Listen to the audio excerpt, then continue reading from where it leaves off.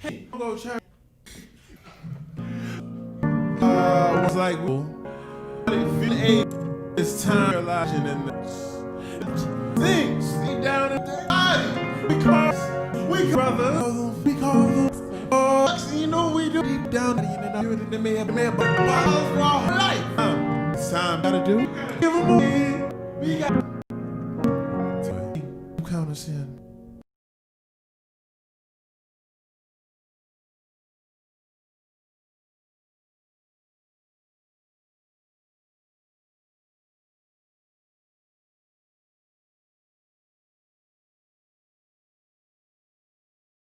They told me when you look down, down, you lose your crown, lose your crown. When you look down, down, down, you lose your crown, lose your crown.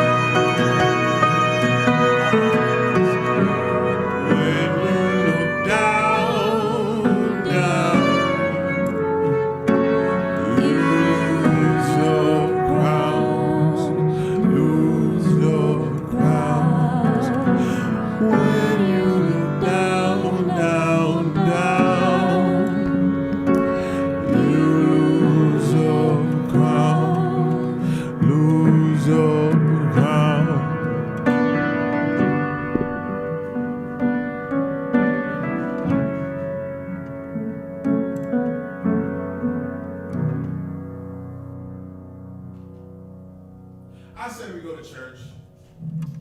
Tim, you want to go to church? I think I'm going to church.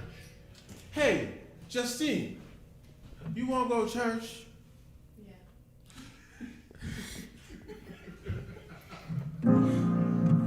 Let's go to church. When the world feels like we are unstable, when our body feels like it is unable, it is time we go and we realize that there is no religion in the church of Cliff Notes. There is only one idea, one thought. It is these things that we keep deep down in our soul, deep down in our body. Tim, what do we call those things? Fucks. We call them fucks, my brother. We call them fucks. Justine, what do we call them? Fucks. We call them fucks. You know we do. We keep them deep down in our soul and in our body and in our mind and in our spirit. And it may have bothered us for a week. It may have bothered us for a day. It might have bothered us for a month. It might have bothered us for our whole year, our whole life. But it's time. It's time, Tim. You know what we gotta do? We gotta give them away. Yeah. We gotta give them away, baby. It's time. It is time to give all the fucks away. Justine, will you count us in? 1, 2, 1, 2, 2. Hey! I just touched down in the Matrix. Don't like real shit, then you're probably gonna hate this. This ain't a Yelp review. No, you can't rate this. Come on. Had you summoning a god, but no, you been an atheist. I heard you smile cause it felt dope. It's okay, if you did, fine. I heard you made it cause you had hope. Alright. Well, I heard you been down cause the world sucks. Getting tired of people telling you to hang tough. It's great you gave a fuck today, cause I just gave my fucks away. Goodness. Come on, Tim.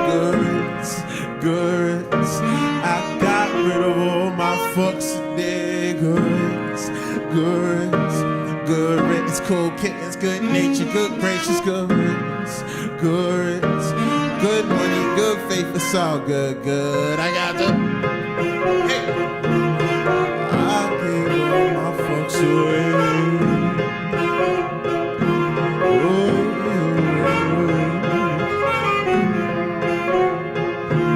So I ain't got no fucks today. No. So I heard you had a quarter life crisis. Hey, I heard you couldn't figure out what life is. Say sometimes I won't take it back. Sometimes I won't state the facts to keep it a buck, man. I really want to sip of this yak, but I'm too tired on taking that. They go,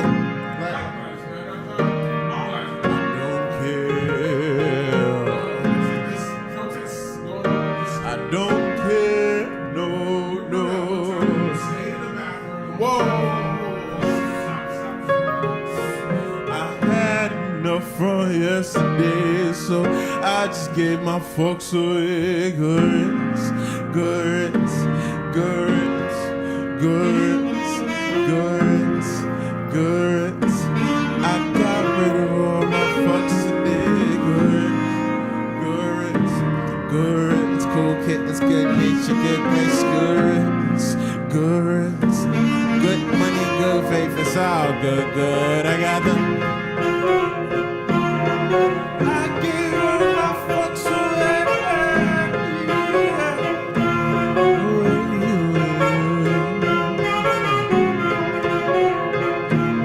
So I ain't got no fucks today.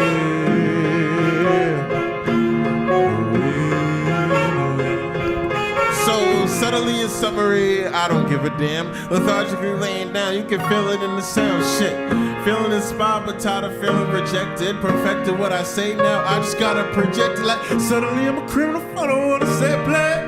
I expend my breath to make the people instead to get ahead, but hey. I've been saying this for a while, and not being heard makes it a little harder to smile. Like, tired of riders, tired of sitting still and quiet. Have you ever felt your existence kinda inconsistent? Feeling connected, but no, you still a little distant. No ambition of admittance that you probably need assistance. See my pops die, but hey, we still got Christmas. So now you ain't a Christian for saying holidays and listeners. Vote protests, what we, now they think they tired. My existence of resistance, I'ma lose when I die. Like, goods, goods. Goods, goods, goods, goods. I got rid of all my fucks today. Goods, goods, goods. Cool kittens, good nature, good grace. Goods, goods, good money, good faith. It's all good, good. I got them. I gave all my fucks away.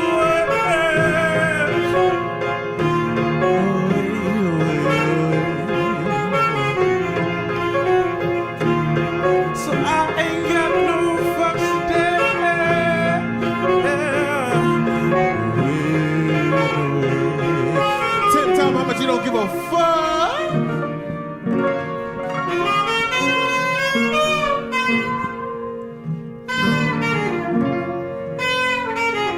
Hey.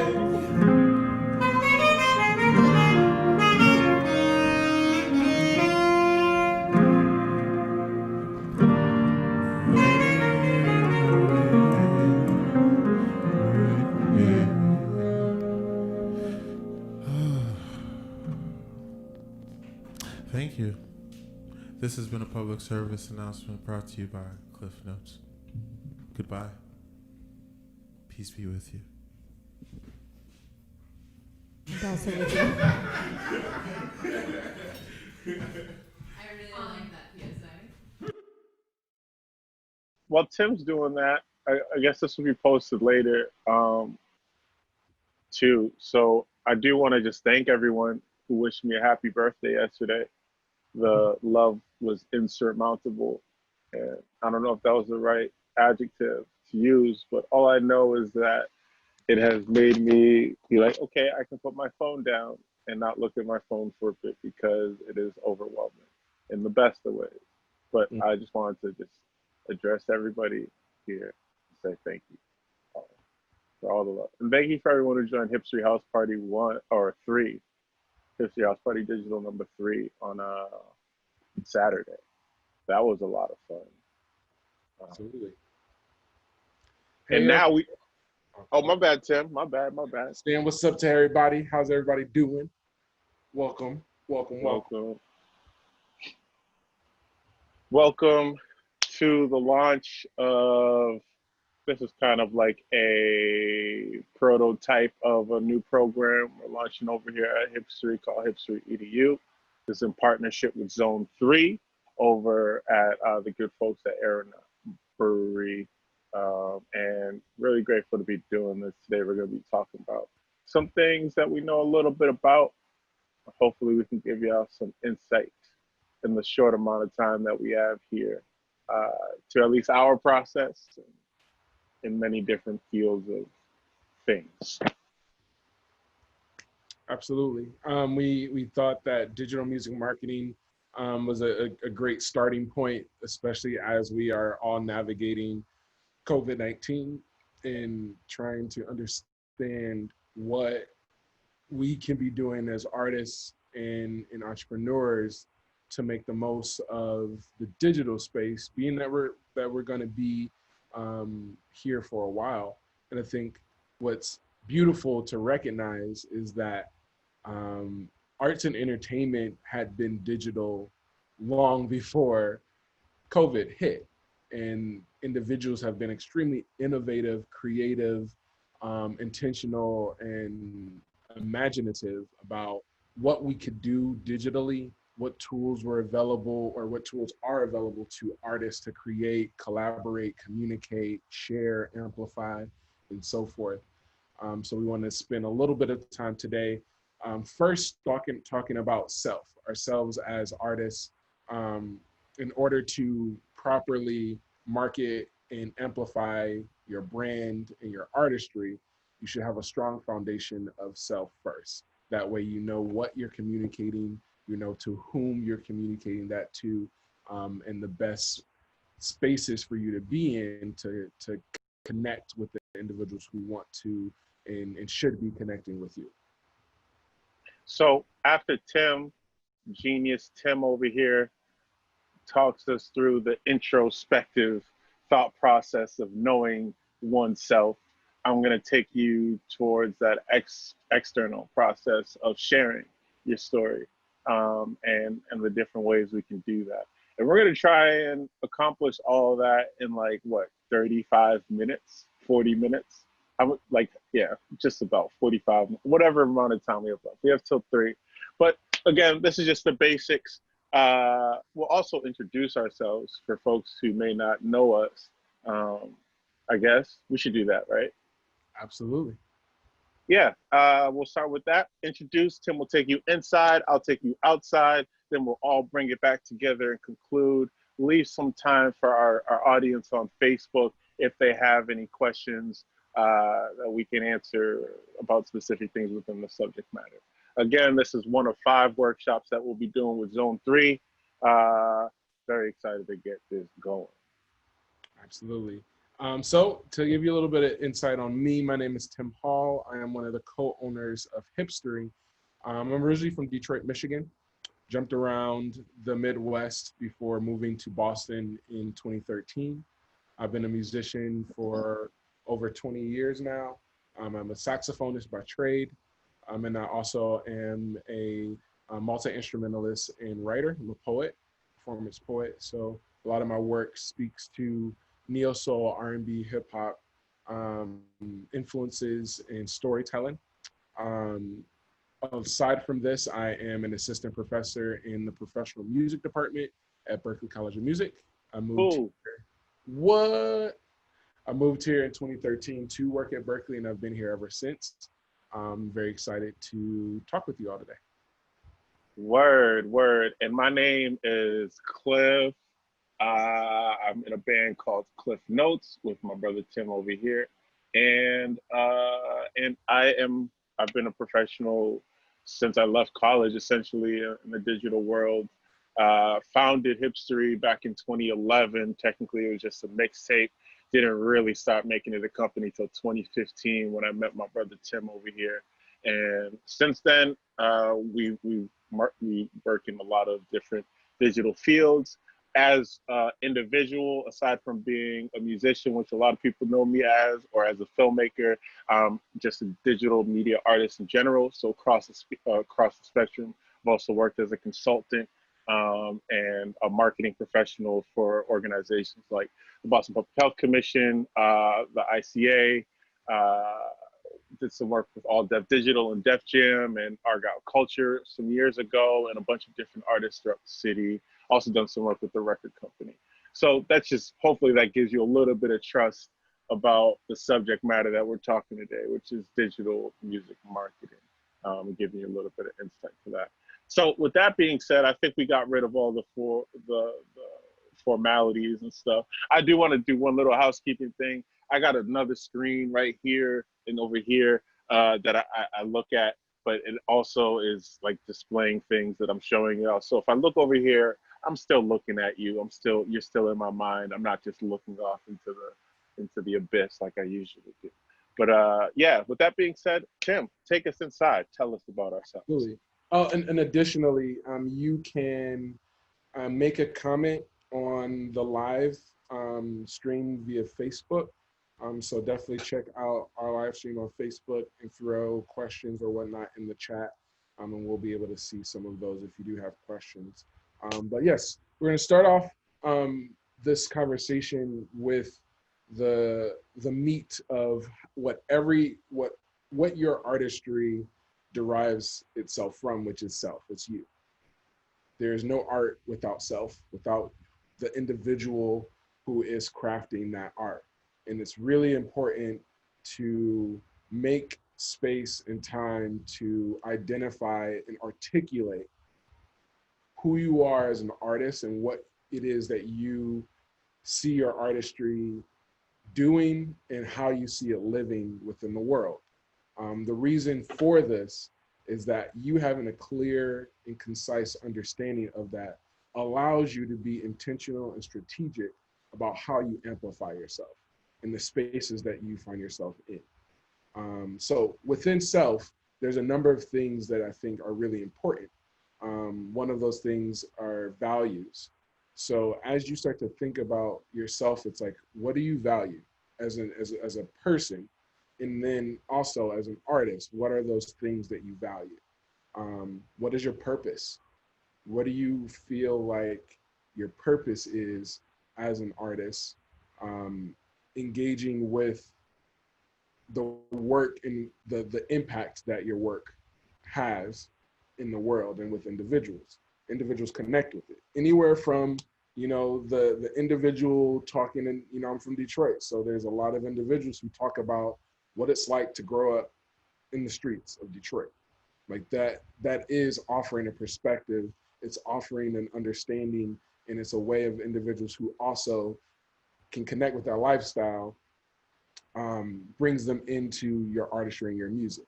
Or it could be that you really like to take intimate moments between different life interactions and observations and tell the story of those moments. Again, you're still offering something of substance to individuals who want a really beautiful story, who are looking for a different perspective and new look into how you might experience life. And you finding a way to articulate that in a bio, an artist statement, mission statement, would allow you to then say like, okay, hey, this is what I do, this is who I am, this is what I contribute to the world. Now, who needs to see this? What other spaces also share the same values that I can bring my artistry to get booked, to get hired, and so forth. So along with self, within self, you have values and purpose. Then there's also vision. So what is your vision for yourself? A big kind of thing is like artists, I believe, even myself and Cliff, are like, yeah, what is success? Where we have this urgency to really understand if the things that we're doing are working. So you understanding your own definition of success allows you to further make intentional decisions about your artistry as it relates to continually amplifying and building a name for yourself.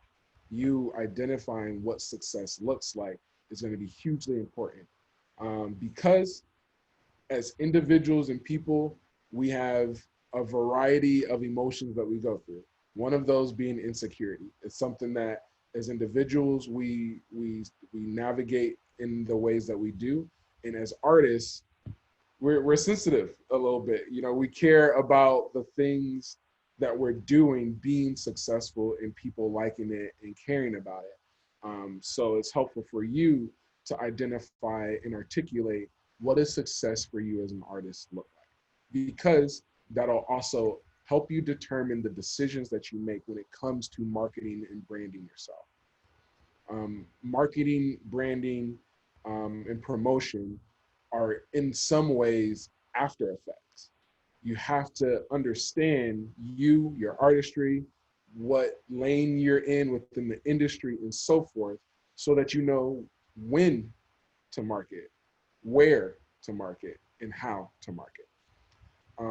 So having an understanding of your vision gives you the opportunity to actualize and imagine what the impact it is that you want to make. In 5 years, you want to be doing this, this, and this. If that's a part of your vision, if in 5 years you want to have 3 albums and 3 short films to go along with those albums, that's 5 years. That's a very specific timeline, and it gives you very specific articulating that you want 3 albums and 3 short films gives you very specific directives to work towards, so that within that 5 years you can create a marketing plan and an action plan for achieving those things.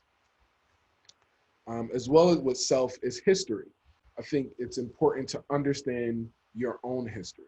Where are you pulling and drawing your artistry from?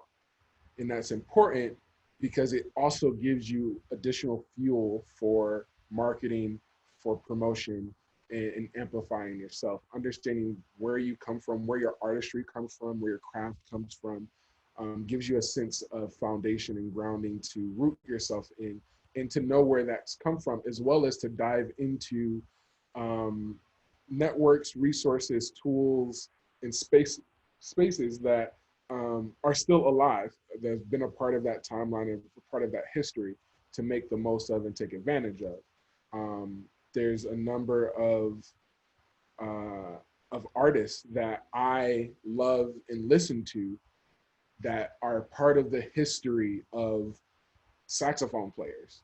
And by me taking the time to really sit and understand their language, to listen to how they're playing, to listen to how they're approaching and offering phrases and really thinking about how they move through music, gives me a starting place of continuing to build my craft, but to also understand how I can approach my music differently. And if I can learn to be adaptable into different spaces, to learn and build the technical ability as a saxophonist, then I can also prepare myself to market and push my brand into certain spaces that I'm ready for.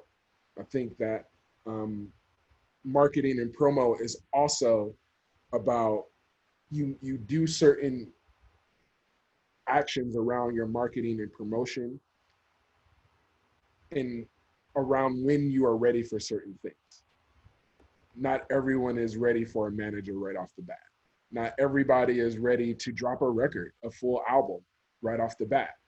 So you having a clear kind of like understanding of yourself so that you can say like, oh, this is where I'm at within my artistry. These are the things that I want to accomplish. This is the vision I have for myself. This is how I'm identifying success. Then you can also be honest with yourself and say like, yo, okay, I want to put out 3 records within the next 5 years. Before I can put out 3 records, I have to put out 1 record. Before I put out 1 record, I have to write a song. So it gives you an opportunity to like take the steps needed to achieving those goals and ultimately matching your intention with action. That kind of leads itself into skills assessment and talent analysis. So as self, you have to kind of do your own assessment of your own skills, do an assessment and analyze your own talent and where you are, have an understanding of where you are within your own artistry. It allows you to be honest with yourself and put in the needed work to improve. In anything that you've done, like if you're a sports player or if you are an expert within in a different field, you had to go through various evaluations, you had to learn new skills, you had to develop new ways and approaches and techniques to accomplishing certain things. So treating your artistry with the same respect of like, hey, there are things that you're really good at. Okay, continue to refine the things that you're really good at and then learn how to adapt those things into various spaces that might look like different genres and so forth. Identify the things that you don't do well and get support, find resources and help to strengthen the things that you're weak at. Because those things are going to be ever growing. We're always developing and growing. And in some ways, there's always someone that's out there who's better than this. But if we give ourselves the respect of saying like, yo, there are things that I really need to get better at, then focus on those things. And that's not just musically, that's also having an understanding of what type of artist you want to be. If you don't want your artistry to be the thing that sustains you financially, that's fine. If you want your artistry to be your business, that's fine as well. But identifying those, naming that music right now is just a hobby, there's nothing wrong with that. But it allows you to set expectations for yourself around the energy, money, time, and effort that you're investing into this thing that happens to be a hobby versus this thing you're wanting to be your business, you want it to sustain yourself.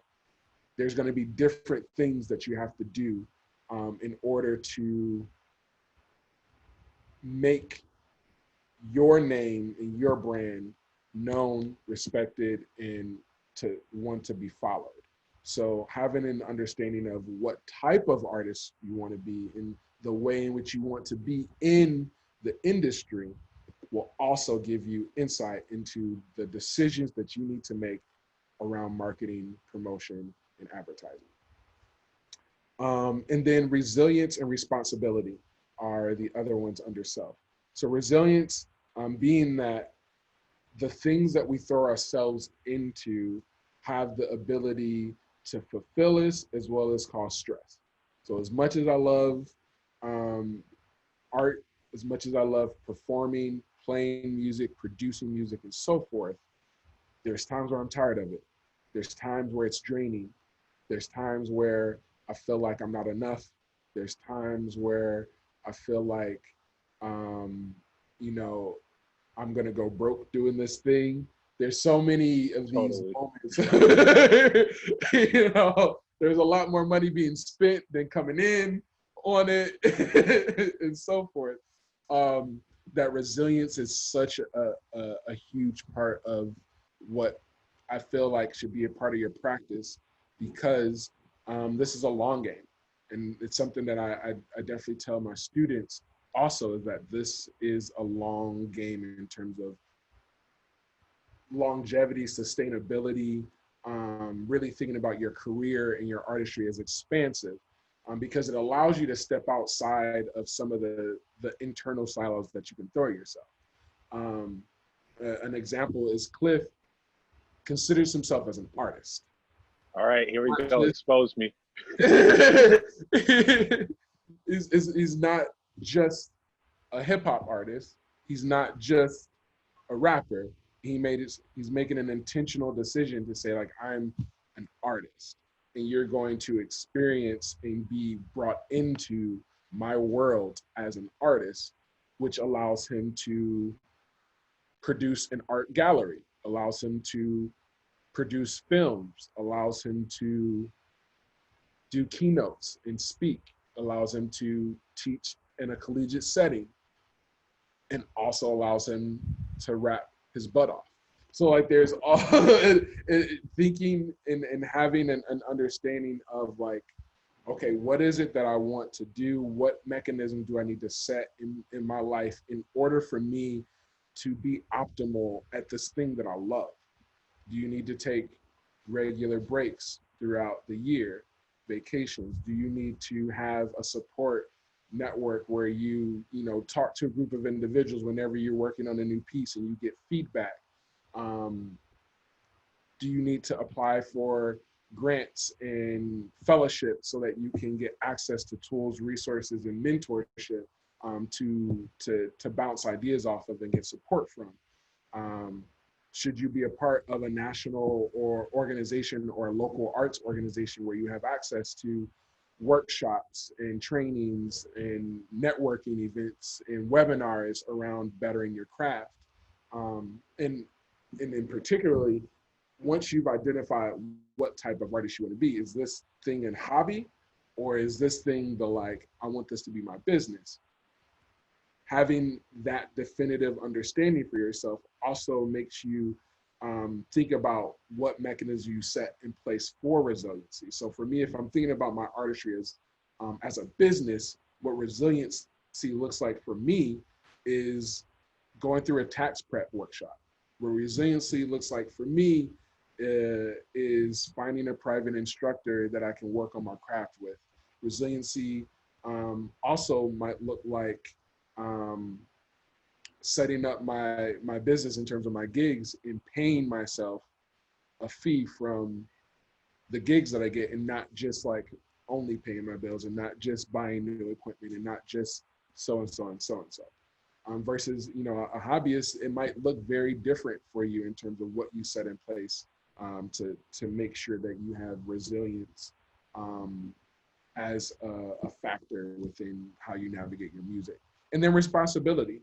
I think self is, in terms of artistry and making a career within the industry, is you have to take responsibility for you, for your actions, for the way in which you show up to work, for gigs, networking. You have to be responsible for the craft.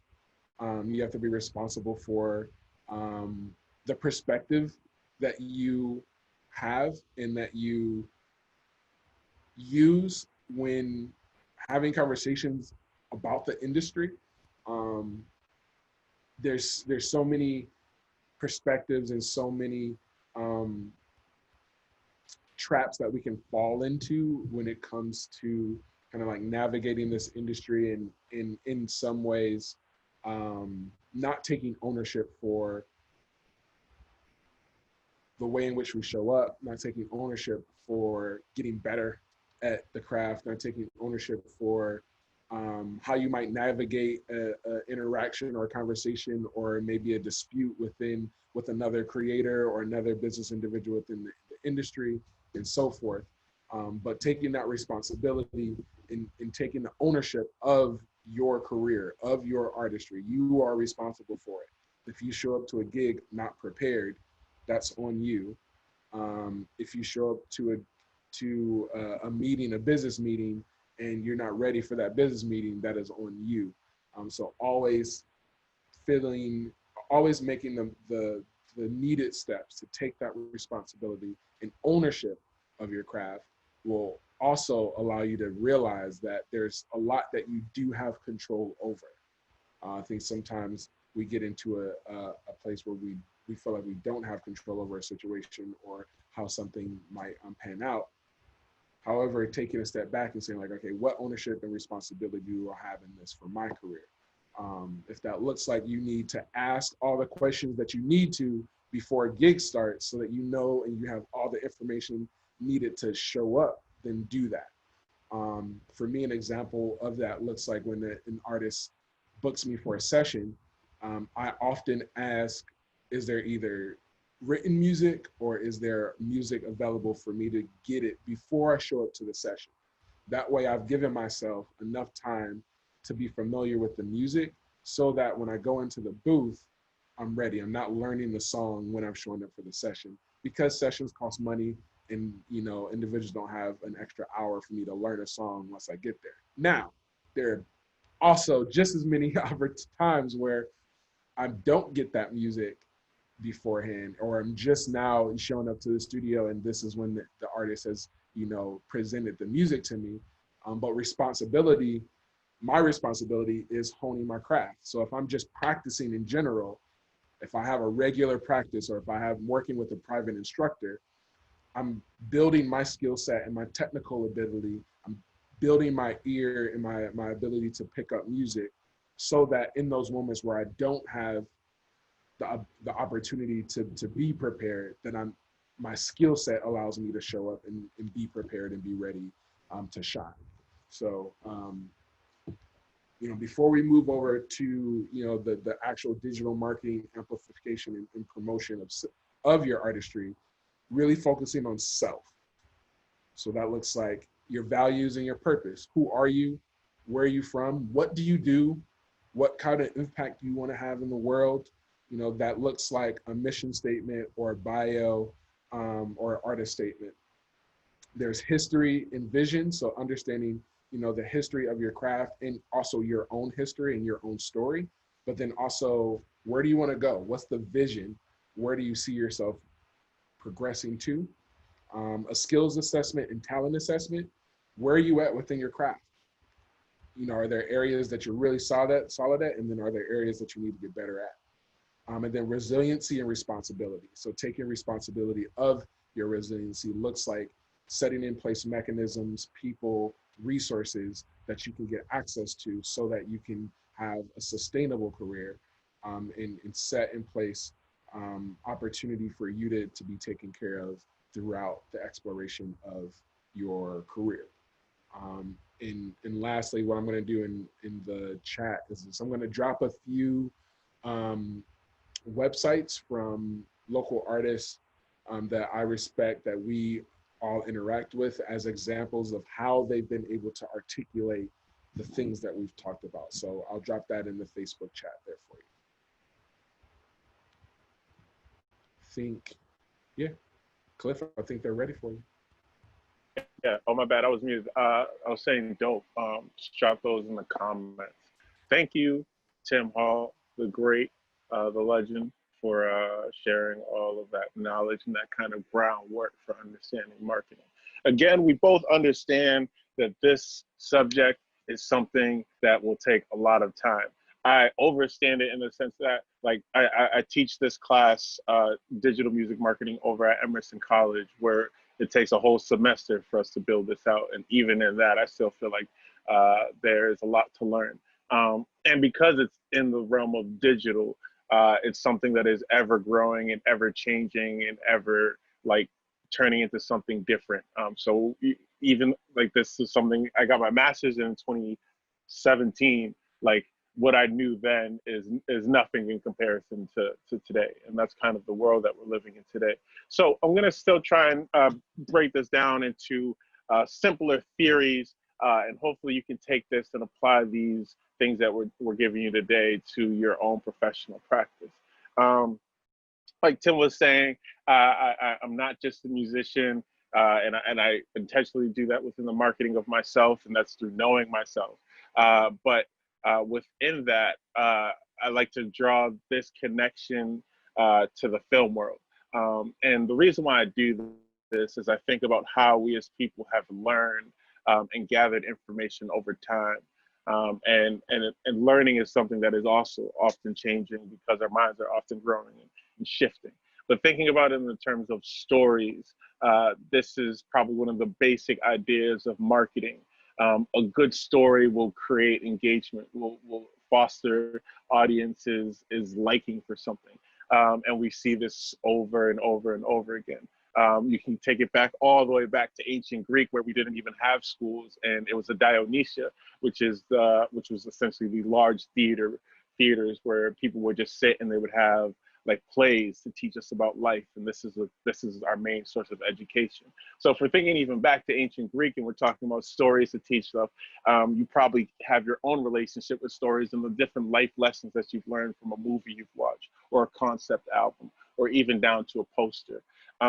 So if we're thinking about stories and we think that being able to tell a good story is one of the basics of marketing, and knowing your own story will feed into that, as Tim has mentioned earlier. One simple concept I like to break down and use as kind of a basic or a foundation for understanding how to tell anything, whether it be a new album that I'm working on or a new film or like just the art gallery or anything. I'm always trying to figure out how are people going to get this information and what is the best way to do so. And one of the most classic forms of that is this thing called 3-act structure. And within 3-act structure, I'm going to share my screen real quick. Oh, Tim, you disabled my sharing. Tim has put me in the doghouse, sharing too many terrible things in our. Okay, thank you. All right, sharing. Where are you? Preview window. There we go. All right, so you can see that, right? So here we go. We got 3-act structure. This is the basics of a majority of any film you've ever seen, and unless you're talking about foreign films that use different ideas of how to create films. But a majority of every story will follow this 3-act structure. Because of that, all right, let's break this down really quick. We have the setup, we have the confrontation, and the resolution. Obviously, this breaks down into so many different variations, whether you're watching Inception or the SpongeBob movie. But you're introduced into something. There's a problem, and then there's a resolution to that problem. And if you think about every commercial or sense of marketing, all that is creating some type of problem, quote unquote, and offering a solution that they are now selling to you. And it may be, and that's obviously much easier to understand with products or services, or even something as simple as food. You're hungry, we have the best food in town, order with us and you'll be fed. But how do we kind of connect that into music or just art in general is what I'm going to help you kind of take into account. So let's think about what is marketing, just a general driving profitable customer action, but how do companies go from putting products into a marketplace? How do you, the artist, go from taking these songs that you've worked on and slaved on and put your heart and soul into, and now turn it into something as capitalistic and commodified as the word product, and bring it to people? And, oh, that's way too small. I don't think you can see that. Okay, first company has an idea, you have an album, you have whatever, they do some research, they survey the market, they determine whether the idea is viable. And this, bringing it back to music, comes into a lot of different forms, whether you're deciding, well, this is a song that you think it should be the single, this is the one that people are gonna push themselves toward, it just has that market value. And I can bring this back to my first album, for example, When the Sidewalk Ends. For those who know that album, it's just a very depressing but also revolutionary, at least for me, exploration into the black psyche and how that is related into racism. Obviously, we're talking about hard, heavy-hitting songs and hard, heavy-hitting, thick in content. Like, you really got to sit down for this. But if you look back, going far back, the first record on that album is Good Riddance. And when you hear that song, it's not necessarily everything that I just explained. It's almost whimsical. It's almost the opposite of that.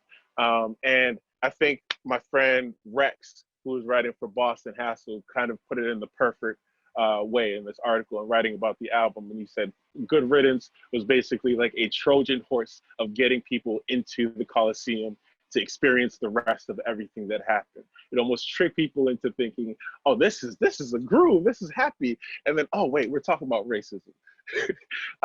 But that was an intentional decision in figuring out, well, I can put out this song talking about like racial profiling by the police related to cars and vehicles, in the song called Ride Cold, which was a conversation that Tim and I went back and forth on, like that being the first single. Or we can have something that is just an enjoyable, fun, at least on the surface, song like Good Riddance, but still be able to incept some type of content which is still true to who I am and the values and visions and things that Tim was talking about earlier.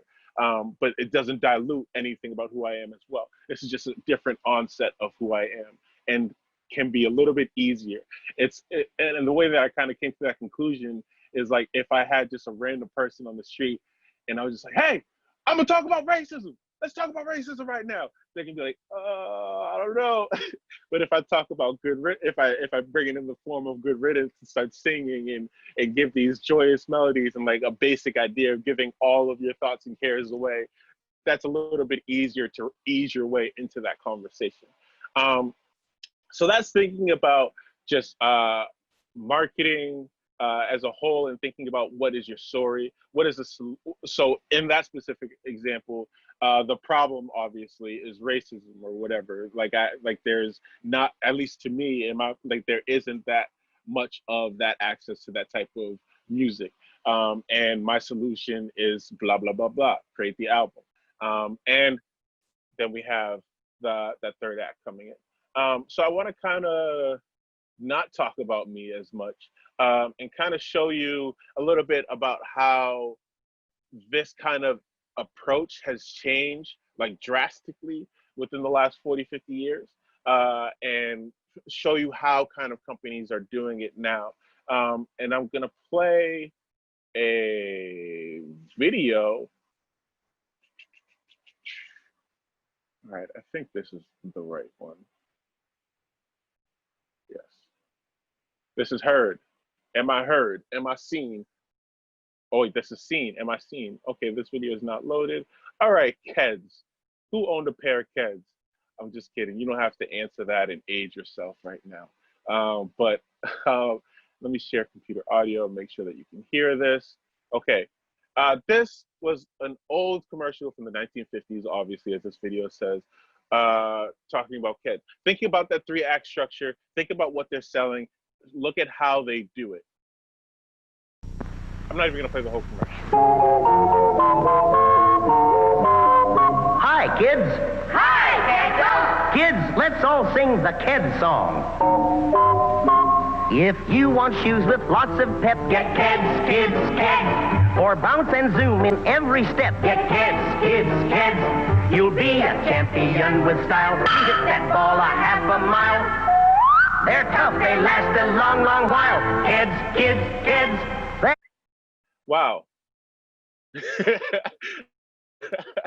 Interesting stuff.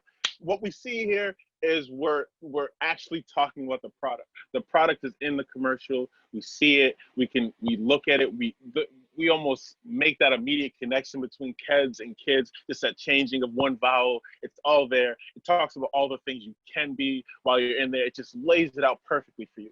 But we go back into present day. Things have changed a bit. And again, I'm not going to play this whole entire commercial, but let's look at Nike. Whoops.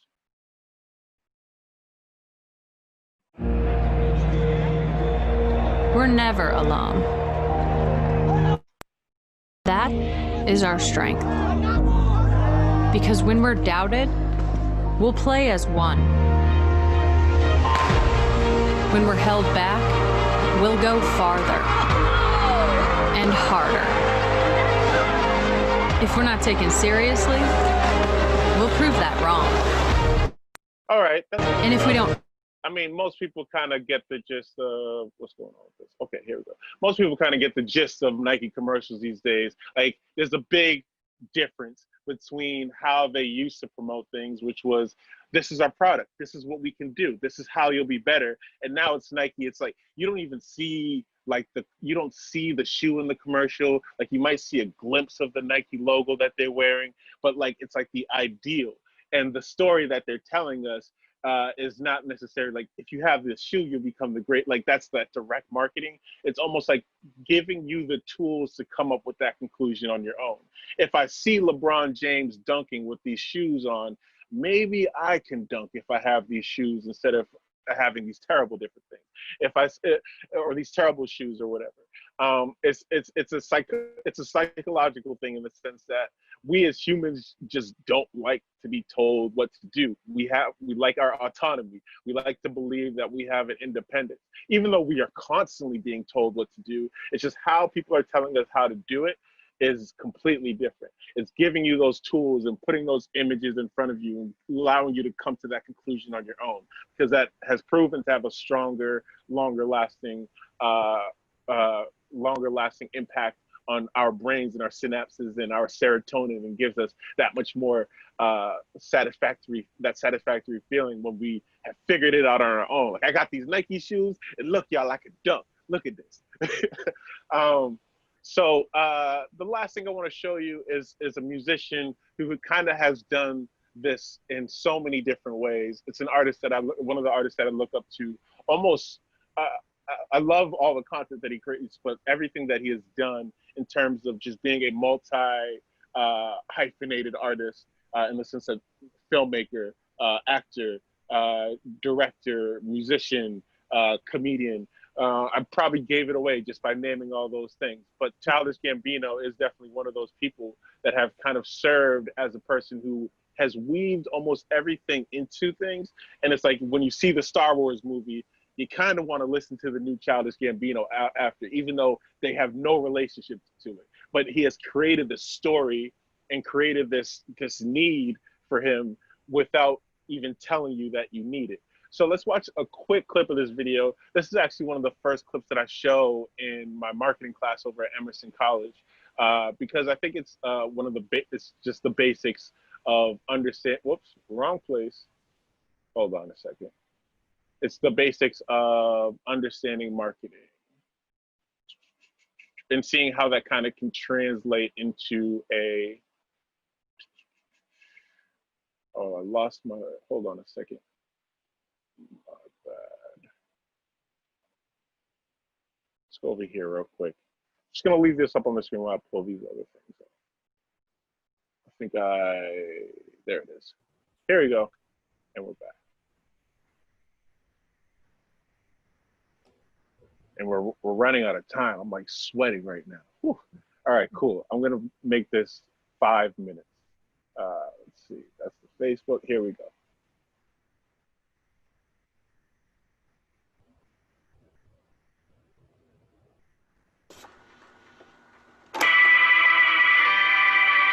Let's skip a little bit. This is the age of the multi-hyphenate artist. Better than rapper, writer, producer, actor, sketch comic, and stand-up, Donald Glover, aka Childish Gambino, a moniker he was given by a Wu-Tang Clan name generator during his time at NYU's Tisch School of the Arts. There, he made his name in improv with the Upright Citizens Brigade, along with gaining early YouTube notoriety as a member of the sketch troupe Derrick Comedy, before launching his career in television as a staff writer for both 30 Rock and The Daily Show, and then eventually being cast in a lead role in NBC's Community. Not bad for a former Jehovah's Witness who grew up prohibited from watching television. But that restrictive upbringing is what really brought out his creative ambition. And I think that's what allowed him to hop from project to project so effortlessly. Like leaving Community in its 5th season to pursue a career in music. A move that was met with deeply enthusiastic fans, but also incredibly harsh critics. Childish Gambino becoming one of the most polarizing names in hip-hop. The infamous 1.6 Pitchfork review for his debut studio album, calling it one of the most unlikable rap records of the year, as well as Time magazine claiming Gambino just isn't cool enough for hip-hop. And why exactly can't you rap about friends? I don't know. Childish Gambino gets people mad. How can this comedian think he's in the running for hip-hop's top 5? He's not a real rapper, right? I don't consider myself a rapper. I don't think I'm a rapper. I can rap, but I don't think I'm a rapper. I want to do a bunch of stuff. But Donald Glover represents a new archetype of entertainer. one that isn't bound by classification, someone who can easily balance the self-deprecating nature of being a comedian with the boastful, ego-driven persona of a rapper. He's a multifaceted artist that can use all mediums for self-expression. You're just hurting yourself when you're like, I'm a this, I'm a that. And he's by no means the first to do so. There are hundreds of artists with their hands in multiple careers, but typically they're very distinct, contained works. Drake the actor, Drake the rapper, Tom Ford the director, Tom Ford the fashion designer. But what I find so appealing about Gambino and his work is his ability to thread all those elements together, shaping a bigger picture using those various artistic tools. And you can see that in the album Because the Internet, a project that took full advantage of all of Glover's talents. The 2 short films and the accompanying 72-page screenplay, the visual show during the live performance, Donald even started dressing like the story's main character during press junkets and talk shows, further blurring the lines between art and artist. He's building a world, an immersive experience with the music just being the soundtrack to that world. Troy, the boy, Ern, Gambino, they're all the same character in a way. The person on stage when I do stand-up is the exact same person who's doing rap. Like, it'd be different if I was doing jokes about like, oh, here's Justin Bieber, blah, blah, blah. And then I'm like, all right, now to talk about killing babies and smoking weed. Like, they're the same dude. It's a I'm narrative. gonna stop it there. So good. It's so good. It's just so good. Yeah, I mean, I always think it's hilarious where he's like, all right, Justin Bieber, stand up. And then like all rappers talk about is killing babies and smoking weed. And I was like, okay. I'm like, when have I ever talked about killing a baby? But yeah, Childish is an example. And we're seeing like an uprising of this. I mean, a lot of it is like the growing independence that is happening in the music industry, where artists are now like, it's almost needed that you're doing all your own videos and you're doing your own marketing. But now people are starting to see the benefit of it. I mean, one is less people to pay. Childish Gambino is one person, but he also has an amazing team, which is something I'd be remiss for saying if for not saying on this conversation as well. Yes, I get a lot done and I do a lot of different pieces of art, but I also have an amazing team that includes someone like Tim, and Childish has an amazing team of people and other geniuses who are also multi-hyphenated. So like Hiro Murai, who directs Atlanta and directs a majority of all Childish Gambino's videos. So now that visual aspect is taken care of by somebody else. And then you have someone like Ludwig, who produces a majority of all Childish Gambino stuff. And now Ludwig has their own career and is now doing all the music for Black Panther. And now, like, we already know what Black Panther did. So it's a lot of different facets. The reason why it all works for Childish Gambino and he's allowed to go do something like Star Wars and it doesn't hurt his album sales and people can still recognize this is because you have, even in how he names himself, going from Donald Glover to Childish Gambino, you see these different multifacetedness throughout the many different things that kind of work. And you're almost tricked into thinking, I need to watch this because it could include some hints to this other part of what he does that I really like. Like, I need to watch this new short film that he did because it could give some hints for when his next album comes out or whatever. So that's basically the gist of it. I went over my time. I'm sorry. I get really excited about this stuff. Well, I think it actually brings it back to like a very full circle statement, because Childish Gambino would not be where he is at the moment without that understanding of self, without him knowing and understanding his purpose and value, without him understanding the history of his craft. Like, he didn't just pop out of nowhere, after graduating from NYU, like, I'm a comedian. Like, he understands the history of his craft and also had a vision for himself. Like, he had a vision that I don't want to just be this. I want to be this, this, this, this, and this. He started out, go ahead. Yeah, like, and then skills. Like, he has the talent and skill set to do the things that he's doing. And then he had to take responsibility for his craft and for his career, and then also set mechanisms of resiliency for him, because like the documentary said, his first, debut project got crapped on. Like, a lot of people could have been like, well, it looks like I can't do this thing. Let me just stick with comedy. But he was like, no, I'm going to continue to put this stuff out, and I'm going to stick to myself. I'm going to stick to understanding who I am and focus on what it is that I want to do and take ownership and responsibility over that. And it's interesting. Like, he was a writer on 30 Rock, which was one of the best shows on TV for a while. He left 30 Rock and Community, also another great show, to become a rapper. People looked at him and was like, what are you doing? This has nothing to do with the career path that you were already setting up for yourself. And then he was basically like, just wait a second. 5-10 years later, Atlanta comes out. It's one of the best TV shows on television, period. Those skills that he acquired through 30 Rock and Community definitely translate over to that. And now his own experience and his own vision for himself and his mission in his life is now just embedded into that. He gained those skills along that route. It's the same reason why I don't even know. Like, I took film classes when I was 14 because I knew I wouldn't have the money to pay for music videos when I was 19. So let me try and do this. Let me try and figure out how to do this on my own. Exactly. And are there any questions before we? I don't know. I started sweating. I stopped looking at the Facebook. Let me pull the Facebook up and make sure that they're. A real quick moment for any questions that you have. Also, in the Facebook live chat, we dropped some examples of websites. Cliff can probably drop that documentary as well if you want to continue watching that about Donald Glover. I will. I also wanted to put in there our newsletter.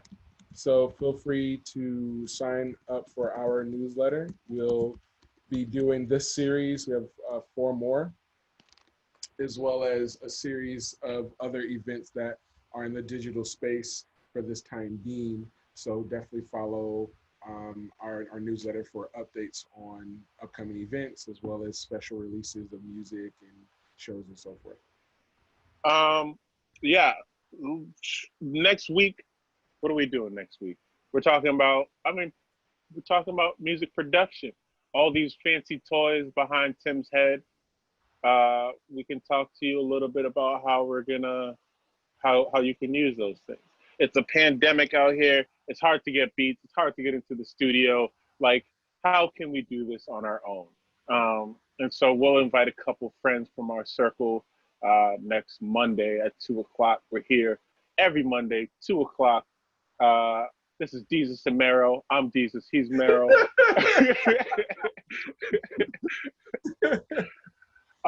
No, but seriously, we'll be back here next Monday at 2:00. Talk about digital audio production, and I believe the week after that we're talking about. What are we talking about? Film. We have the week after that we'll be doing Film School 101, and that'll be Monday, August 17th at 2. Monday, after that, 24th is live streaming for DIY music. Okay. And then the week after that is Black Music in a Pandemic, and that'll be a panel. So all of the whole month of August, we'll be partnering with Zone 3 in our brewery every Monday with these workshops. Yeah, man, I'm really grateful to be doing this. I mean, Tim and I have been teachers for a long time. It's like our side hustle, and it kind of goes back into what we were talking about. Like, we're like, I mean, I guess we're at Berkeley, but at the same time, like, music and or arts and education, at least especially specifically in Boston, pew pew, shots fired, don't necessarily connect or are connected as much as they should be. And like, to go from being a professor to a music professional, 2 different worlds, but it makes sense in our lives. So we're really grateful to be able to offer these pearls of wisdom, whatever pearls we have, and also get some friends in our circles who are also educators or professionals. So, I mean, I guess that wraps it up for our first session. Speaking of marketing, I believe there's something happening tomorrow for you there, Cliff. What's oh yeah. I got an EP. Wait, no, I got a single coming out, which would be the first single of the EP. please check it out. Pre-save it. Go to my Instagram or my Facebook or whatever and pre-save it. It's a really dope album featuring D-Phrase and dope song featuring D-Phrase and Latrell James. But we're out of time. I just want to make sure y'all remember that history is won by people who won, or is written by people who won the war, and it's our time to win our own war through education. So please stick with us. Hipstoric EDU. We're new. We're here. We're not going anywhere. Showtime. Thank you for the opportunity. All right. Peace. Peace, y'all.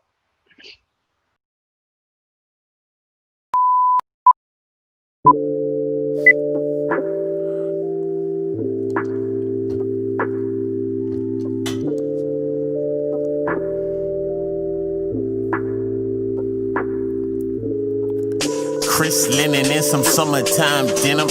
In a minute, we could all be swimming in women, and that's the dreams that we getting in. When we get it in, I mean, we just getting high, man. The sky's the limit, so I'm spending time trying to find Stevie's rip. Live life like we all ain't living, like we never had a pulse. Get our minds out of prison, it's just mind over matter. We just gotta close it this year. 33, 78, 45. Sometimes I feel great, but I'm high. Let's get drunk now. I drink every 3 days, 3 months now. Probably gon' front now. Got me in the phone. Why? I don't wanna be a slave, but I'm working every day. So I'm just spending time trying to find Stevie's rhythm. Fuck. Live life like we all ain't living, like we never had a pulse. Get our minds out of prison. It's just mind over matter. We just gotta close the distance. This that summertime wave. Yeah. This that fall time wave. This that wintertime wave, yeah. This that springtime wave, yeah. Wave all the time, wave all the time, wave all the time, wave all the time, wave all the time, wave all the time, wave all the time, wave all the time.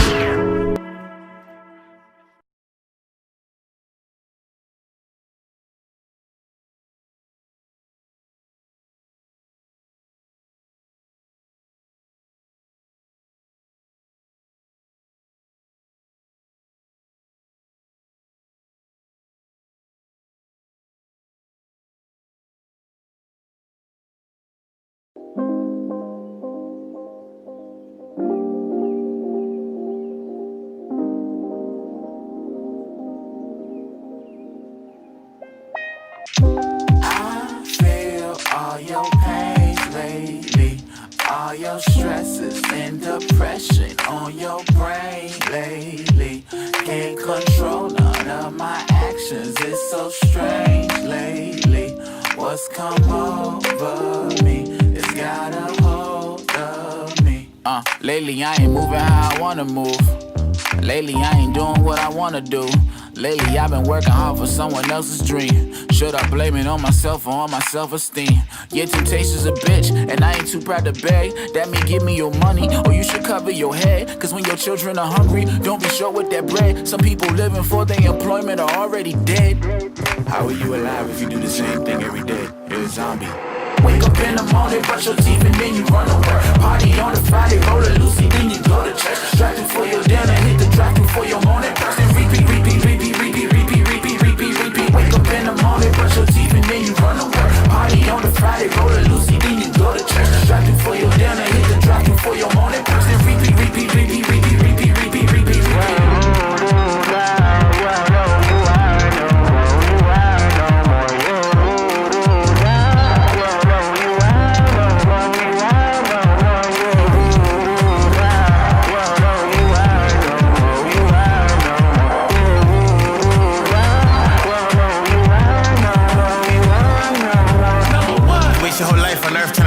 Your worth. Number 2, don't you bless us with assurance and get what you deserve. Used to wake up on a Sunday and then try to go to church. Now I'm sinning enough to know I got to put myself first. While you waiting, know the universe stay dictating. Know you're Haitian, but it's voodoo, take a little bit of patience. Can't find healing in a helix and a stillborn fetus. In the passage in the Bible that said that Jesus didn't need us. A fifth of jack infractions or some other kind of actions. A broken heart and a mom that didn't really like his last one. A train from Sullivan to Ashmore. A black and white composition ambition had me writing on a mission, got me feeling James Bond with this self-destructive message. I used to be depressed, and your boy hyperactive. The doctors call it manic, but I call it the autistic standard. It's funny when you lose your mind, you can find yourself. Mama said don't play with dogs, this shit is bad for your health. Sometimes.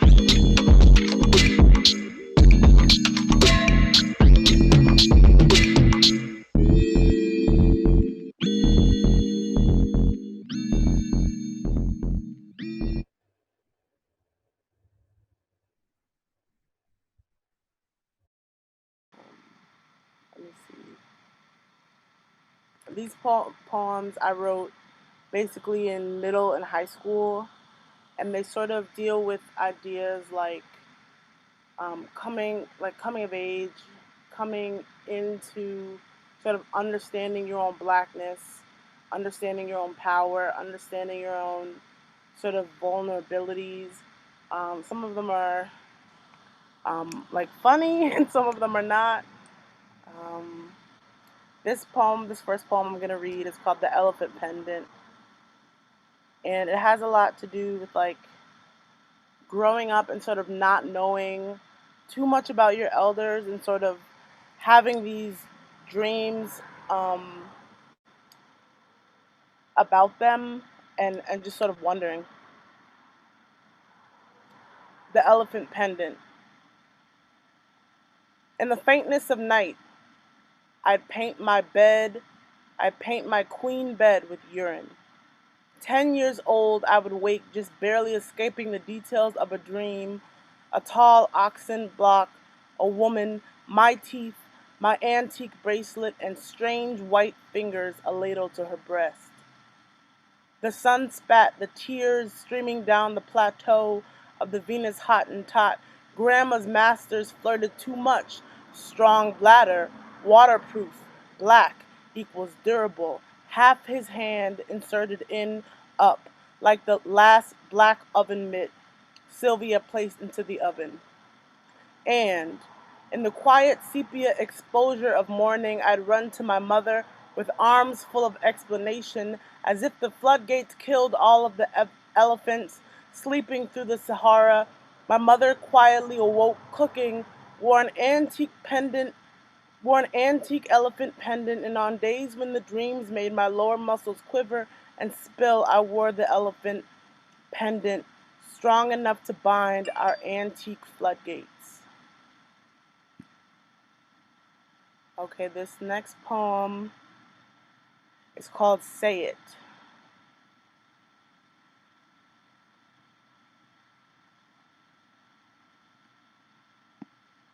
Say it, with a mouthful of cotton, with the orishas at the door, with the voodoo salt in the pot already cold.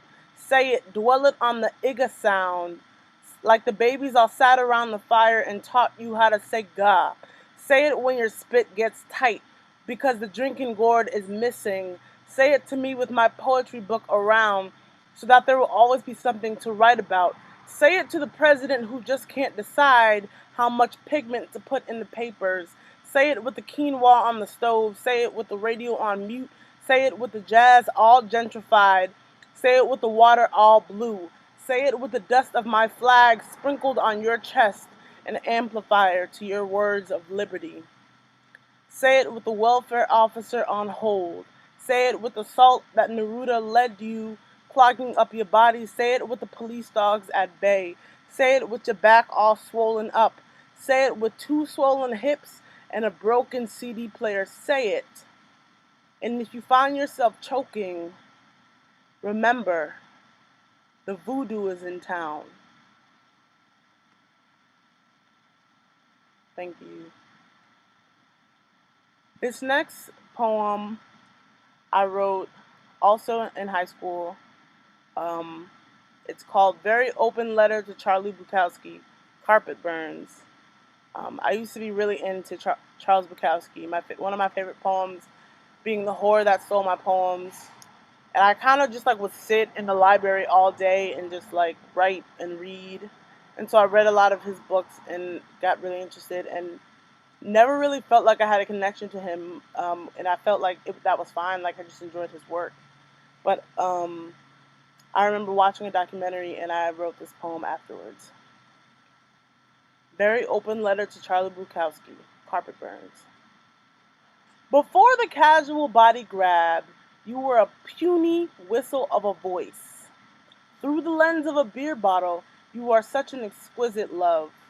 But you've been licking the crumbs out of bourbon bottles since you were small and a little bit dumber. I bet you wish you had cared for the music or even money more than the women. I got you a dozen roses because 12 is your favorite time of night. I know you would have hated this poem. I know you hated us. But you know me, Charlie. Can I call you Charlie? Gas cans are not for flowers, and your art does not make you a lover. It just makes you as weak as the woman you've disposed of in poetry. Come down off the floor, Charlie. Talk to me. We have so much in common.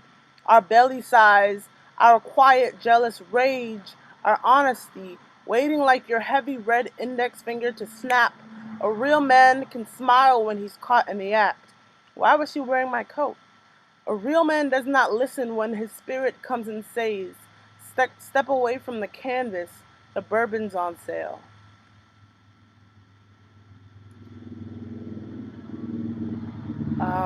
This next poem is called History is Neurosis is Music.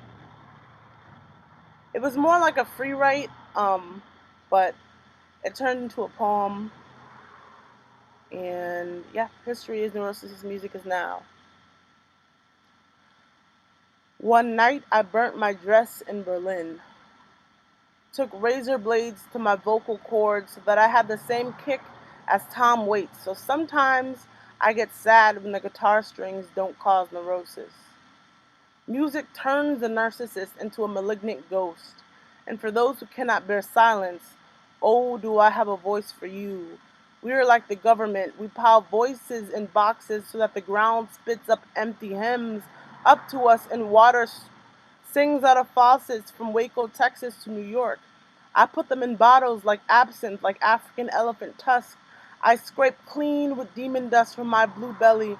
Deja vu. They say I have lived for half a century.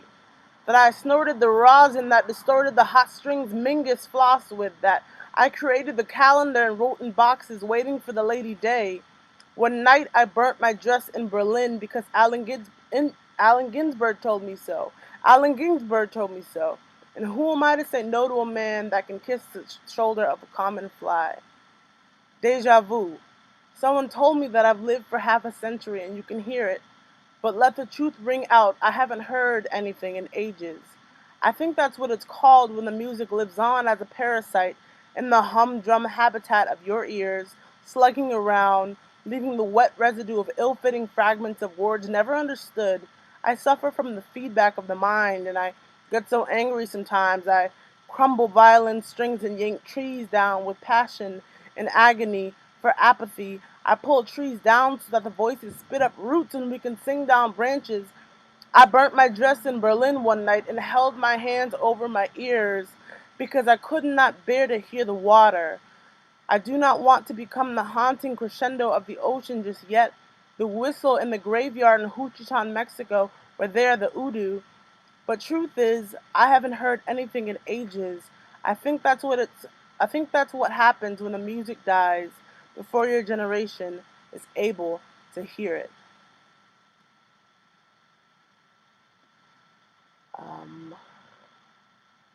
I think I have one or two more poems.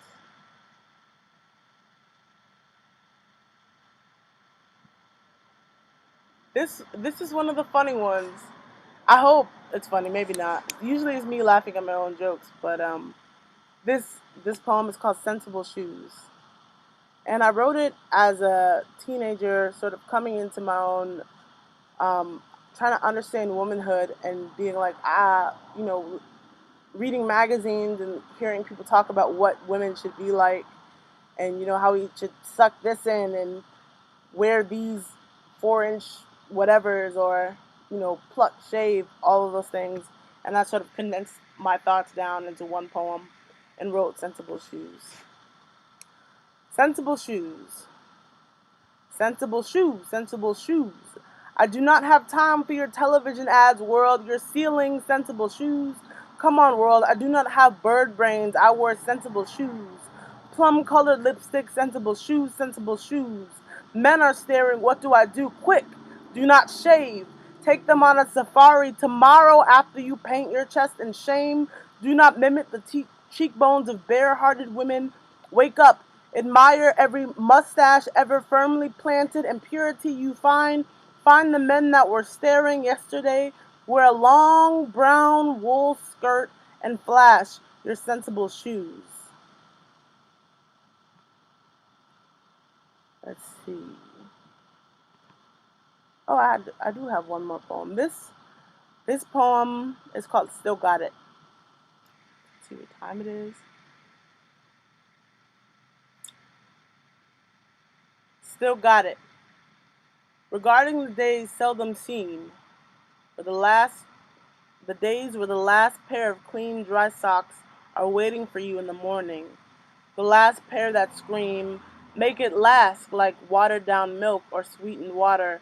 Those days of beauty, my chipped tooth whistles and my body struts fresh as mint.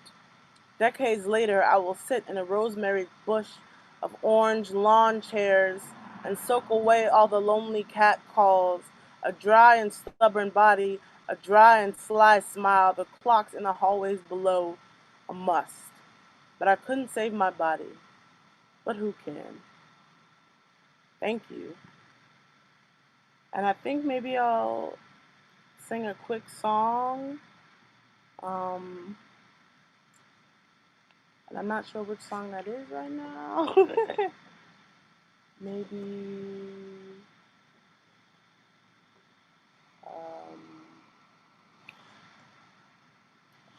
Everybody Knows.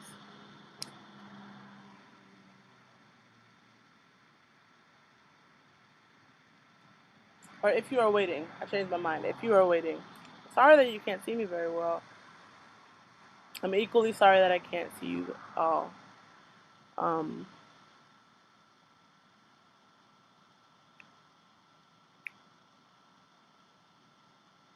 I met a man with nothing in his hands. That's alright. He looked me in his eyes, said, "Sweetie, are you good for the fight?" Then I closed the door, no more. She fights like the moon. No suit sold, no soul suit soon. Well, if you are waiting,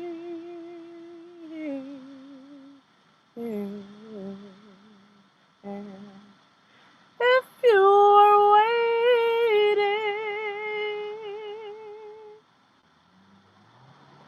and if you are waiting,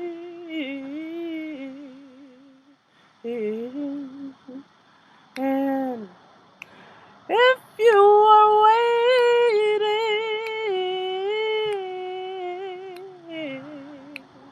oh no, no, she closed the door no more. She fights like the room, the moon, no soothed souls, no souls too soon. Well, now, if you are waiting,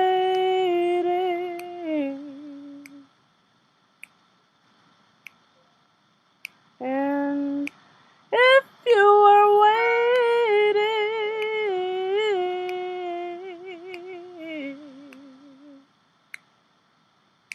if you are waiting, if you are waiting, if you are, if you are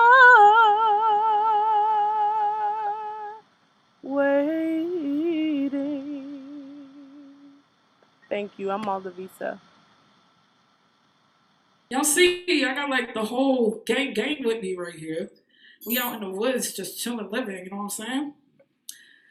Y'all can hear DJ Whitesham. DJ Whitesham, where you at? Behind you. She's like, I ain't behind you, nigga. Ew. You ready? Let's go.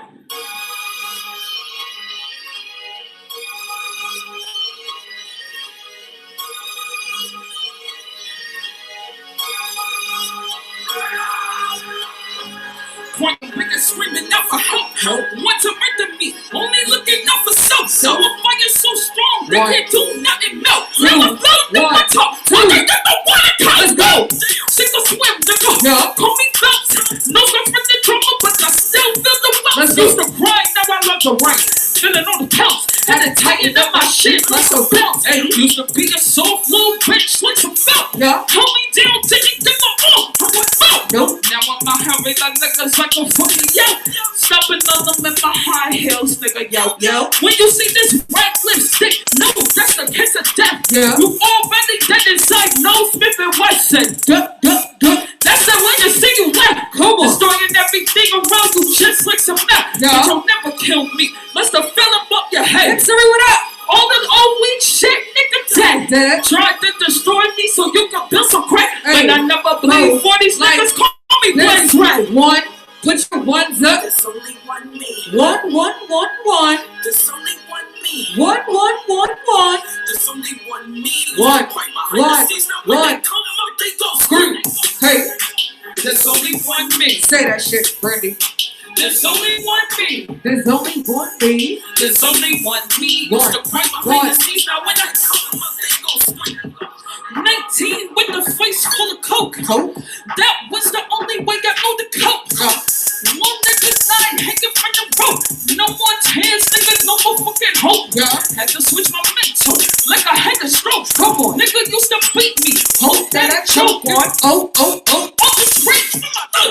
Never get close to me. Had to build a moat. And you'll never kill me. Must have fell him off your head.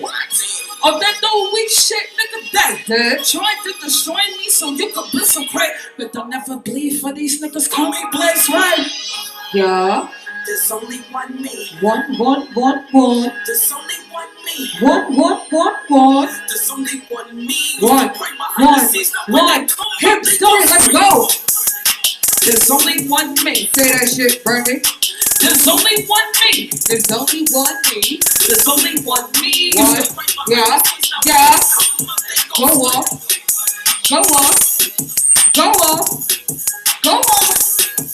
Hey.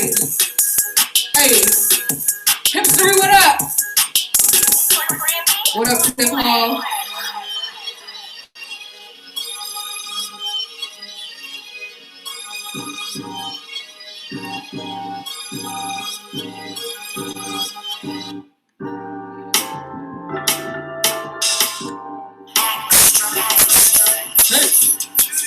Hey.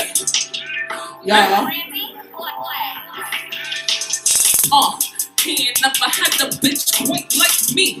Snap on it, get the Venus trap like me. Swallow all the way down just like me. And he ain't never fell in love as quick with me.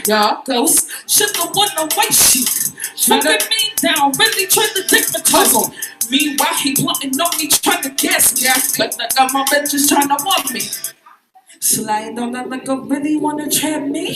Said that these other bitches really sweat me. Really let this wet pussy taste like Hershey. Chocolate don't make them right, so we got to hurt me.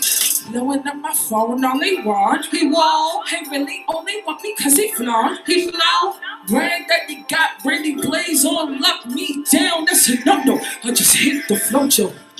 You think that you win it, you really win it? Really win it? When I hit you straight click from the beginning? If you win it, you really win it. When I hit you straight click from the beginning? Yeah, almost made me slip. Almost made me slip. Right off my pivot, get right back on in a minute. Almost made me slip. Almost made me slip right now. Get back on in a minute. Ray J, if he only had one wish, if he had pretty plays, that's his bottom bitch. But I got the paper drink, hit the switch. I don't love these niggas. Thinking some gifts gon' really get me back. When the gang can put your bags in the back. Nigga, chicken, wait my way, where your money at? He gon' miss hitting this, and that's a fact. Cause my pussy tighter than my bra strap. What? Home alone, trapping niggas, remember that? Look, I'm really shuffling up that dick, but I need my dick harder than the motherfucking Afro dick.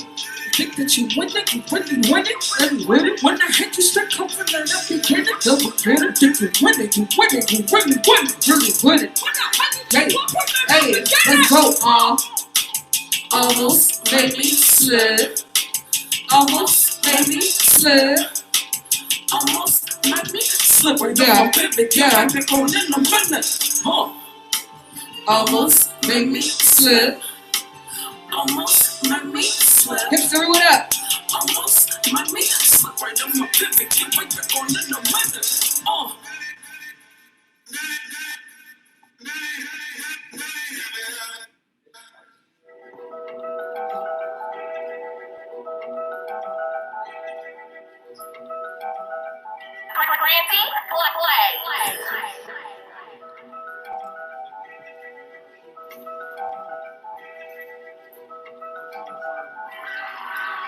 Yeah, used to be a good girl, now I'm a mean bitch. When I come through, right that dick off real quick. When I'm done calling on me, yo, we so sick. Wearing this bitch on my breast. Damn, I'm a puppet streams like a sis. Easy slam talk, no assist. When I ride the pussy, snap back kiss. He said I could tell you had no cash. Dummy, not trying to say that I'm telling them, but they keep breathing on me like a traffic light. When I get it, then I own it. Copyright, never let it drip out. What the type? So I'ma get this nigga what they want. I'ma get this nigga what they want. Acting like he won't take it. Huh? Fuck him, then knock them off. I be breaking hearts. Yeah. I be breaking hearts. Nigga, what you got? I won't never let no die. I be breaking hearts. Yeah. I be breaking hearts. Nigga, what you got? I won't never let no die. Get it right, nigga, this is misentry. I love one when he texts, he missing me. Never hit that nigga back, cause you know he is Steve. He's slinging the dick like he got kids to feed. That nigga play don't breathe. Thinking you can send to me, please. You better not let nigga proceed. When I'm done, roll over on them coaty. Please don't act like it's bigger than it is. Break up pants on the TikTok quiz. Yeah, and you got to be rich, low kiss. This is on my life list. I will never ever love a nigga. No. I will never ever love a nigga. No. Rest in peace, great digger. Yeah. That'll be the day I wanna trigger. Let's go. I be breaking hearts. Hey. I be breaking hearts. Nigga, what you got? I won't never let no die. I be breaking hearts. I be breaking hearts. Nigga, what you got? I won't never let no die. LOL when he texts, he missing me. Yeah. LOL when he texts, he missing me. LOL when he texts, he missing me. Check. What up, Hipstoric? LOL when he texts, he missing me.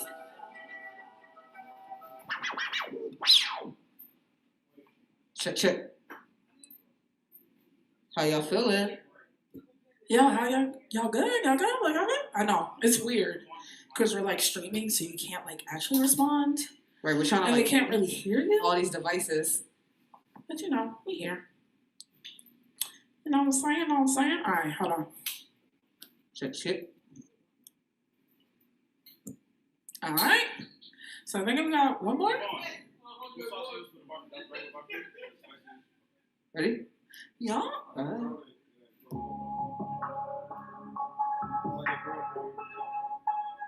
Hey.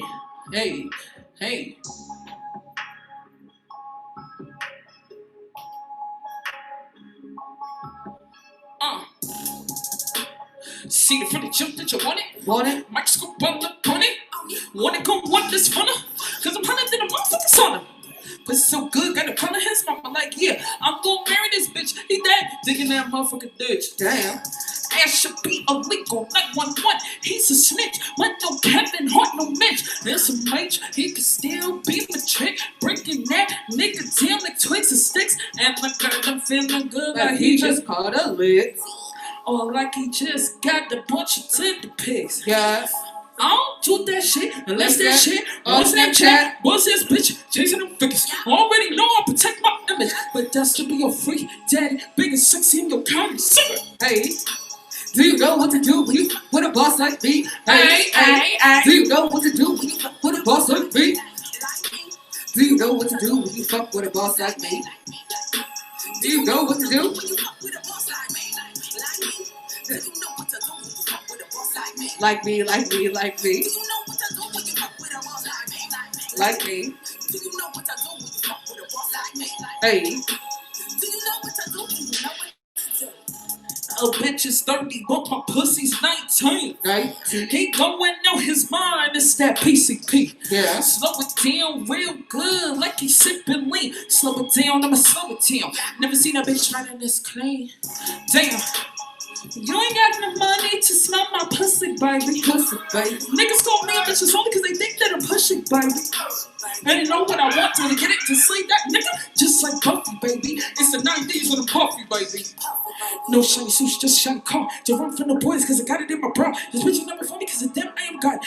Trying to get on my level that's just way too hard. This is what the game nigga want to get for. So I'm trying to see I might as well be on Mars. We step to a boss like me. Press pause. Do you know what to do when you fuck with a boss like me? Hey, Hipster, what's up? Do you know what to do when you fuck with a boss like me?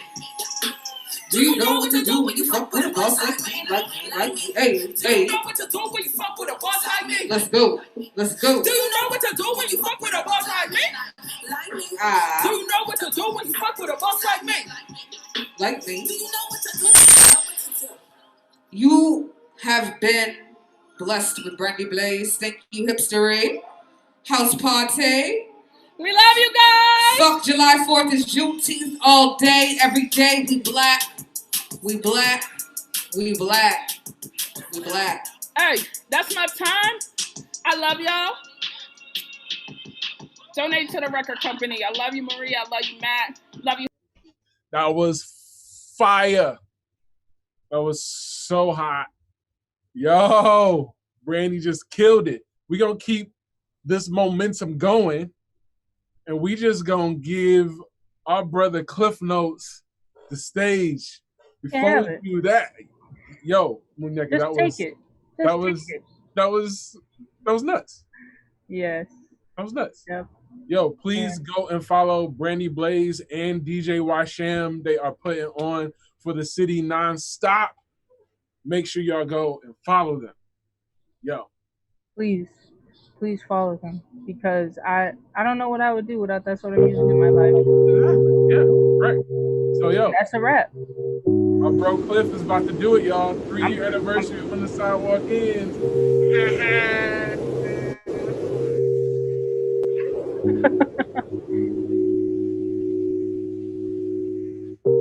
Hey, y'all. It's been a long time. Are you doing okay?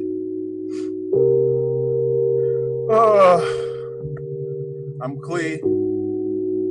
I don't have my band with me today, but that doesn't change anything. It's real, it's live, we here.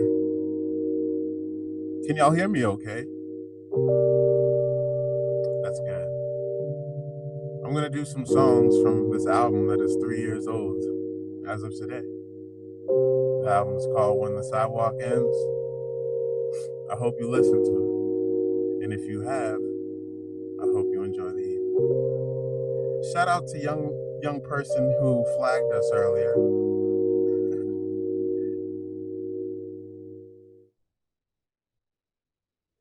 Let's do some things. This is called Fright Night. All right.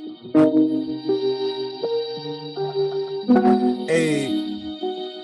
Now is my brother still my brother if my brother lost his brain? Tell me we should still trust each other if we all go insane. I'm in a range. The scope of my identity ain't nothing like a friend to me. It's just what I pretend to be. Shit. I just know I got some enemies and I feel them pain resenting me. And a rapper ain't a rapper unless he rhyming about the substance. I mean, I'm live shit. Man, it must amount to something. I'm still lying blinded by the fact that these men still crying. My future lies in Zion. This is what the scripture told us when the school system still owed us. Government try to control us and we all hated on gold dust. We didn't know they show us that they ain't never really know us. I mean, how could I look in the mirror and still hope to see the oldest. And my brother, still my brother. If my brother lost his brain, we got the same strain. We just fix on different pain. Come on, fuck the system, motherfuck the system. Fuck the system, motherfuck the system. They can make us feel blue, but never take our fifth on. Fuck the system, motherfuck the system. If you're feeling pissed off, scream out. Fuck the system, fuck the system, motherfuck the system. They can make us feel blue, but so I woke up in the morning, get another brother slain. Still I gotta go to work, we don't never know the pain. When I know it's about some color, I can't look at them the same. And I don't really know how to feel. I know this preacher shit is kinda real, but my niggas back home said they ready to kill. And then what about my students? What I'ma do? They become a victim of these shootings. They can catch him on a stupor while he outside hooping. Some days I feel like Malcolm, some days I feel like Martin, some days I feel like chilling, some days I feel like starting, some days I feel like peace, chicken grease, and kinda like an undeserved fleece. And no, I'm never at ease to evil. And don't let the media deceive you. And no, if you ain't got a single soul for the right price, anyone will believe you. So fuck the system, motherfuck the system. If you're feeling pissed off, scream out, fuck the system. Fuck the system, motherfucker. They can make us feel blue, but never take our breath off.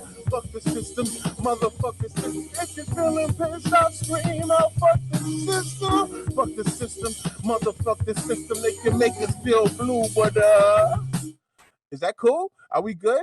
Are y'all feeling all right? Can y'all hear me okay? Hey, Brandon on the back end, I turned the volume up a little bit. Are we good? I can see your Zoom chat, so tell me if I'm good. All right, we good. All right, how y'all doing? Feeling good? Feeling great? Feeling great? Feeling good? How are you? My name is Clee, and I am part of this band and this whole band that is here with me called Cliff Notes.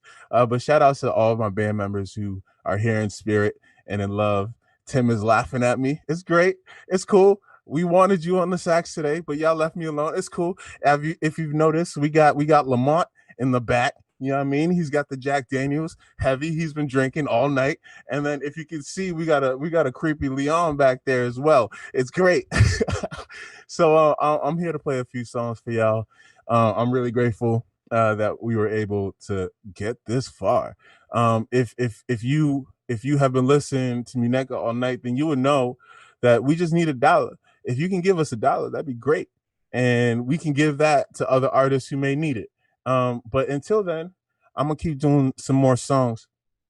As you know, it is the 1 or 3 year anniversary of When the Sidewalk Ends, my first album. And been very grateful to have grown to this point so far. And I'm going to do a song that kind of was the precursor for this album. It came from Black Hipstoric Funk, which is the last album that had come out from the Valedictorians. And it's called Counting Sheep. It's dedicated to my brother, and I hope you enjoy it.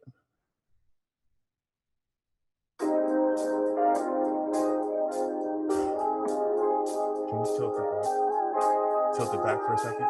Just so I can tilt it.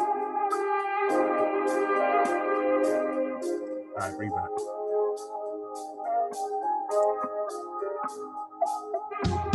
Tell my nigga who it passed, I'ma kill it. Rest in peace, my nigga, that's how I do it every time so they feel it.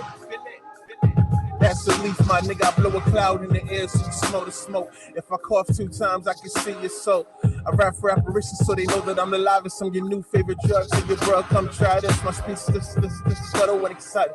Nigga, what's the word? Oh, the liquor paints the curb. So we know we gotta drink. We know it's our turn. Treat my brother like a brother, cause we know we lost another. And if the next one pass, we know we got each other. If we ain't got that, what the hell we got left? Full closet, no clothes, and some welfare checks. That ain't been a problem. Nigga, hair like cotton. And I'm sleep. I'm hell to shit.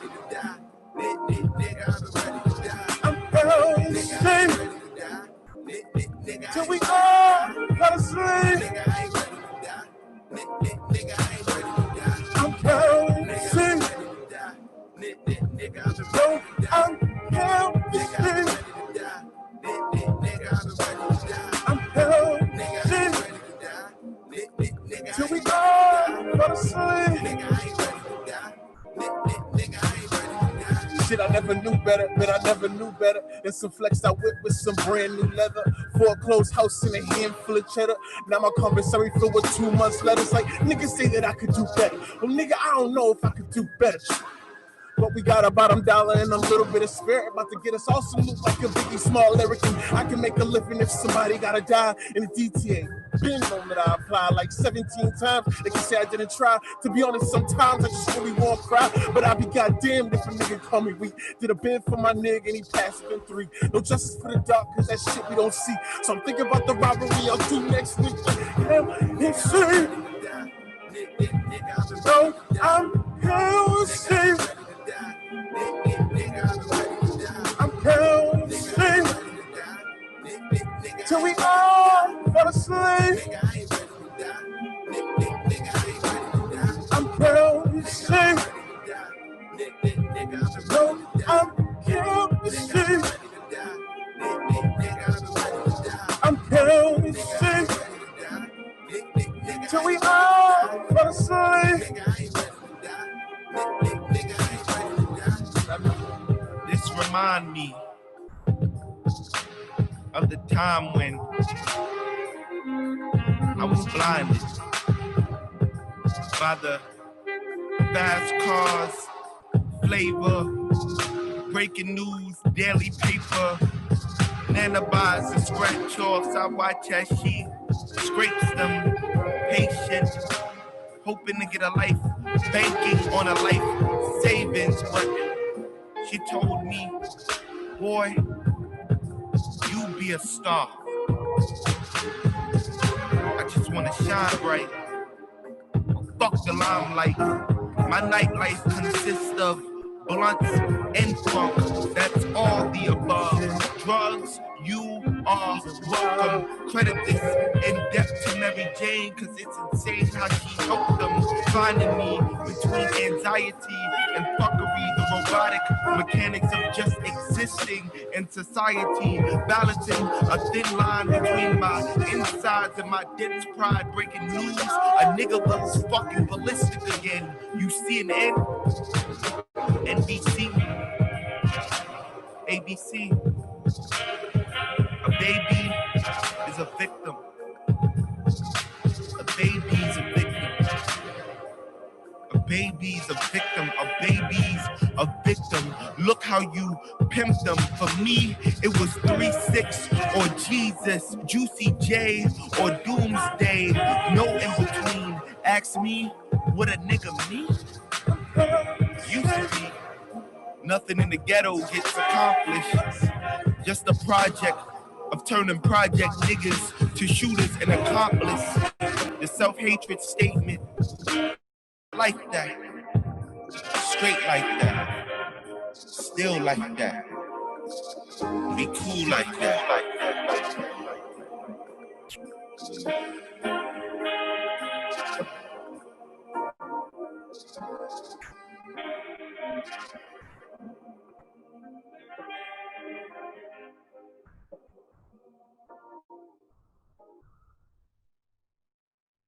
Thank you.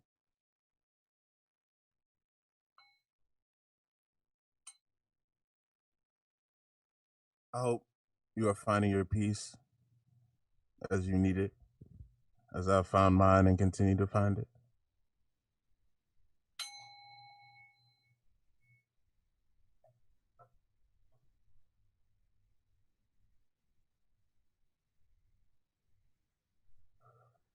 I found chocolate-covered mountains today. I'm amazed. I'm amazed. I might sip right from the fountain, hey. It's okay. It's okay. Yeah. I feel high and mighty. I just might be someone royal. Oh, oh. They laughed at me to spite me. It's just like me to be spoiled. They told me when you look down, you lose your crown, lose your crown. When you look down, down, down, you lose your crown, lose your crown.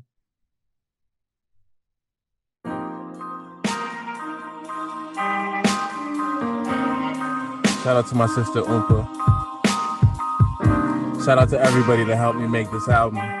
Literally saved my life.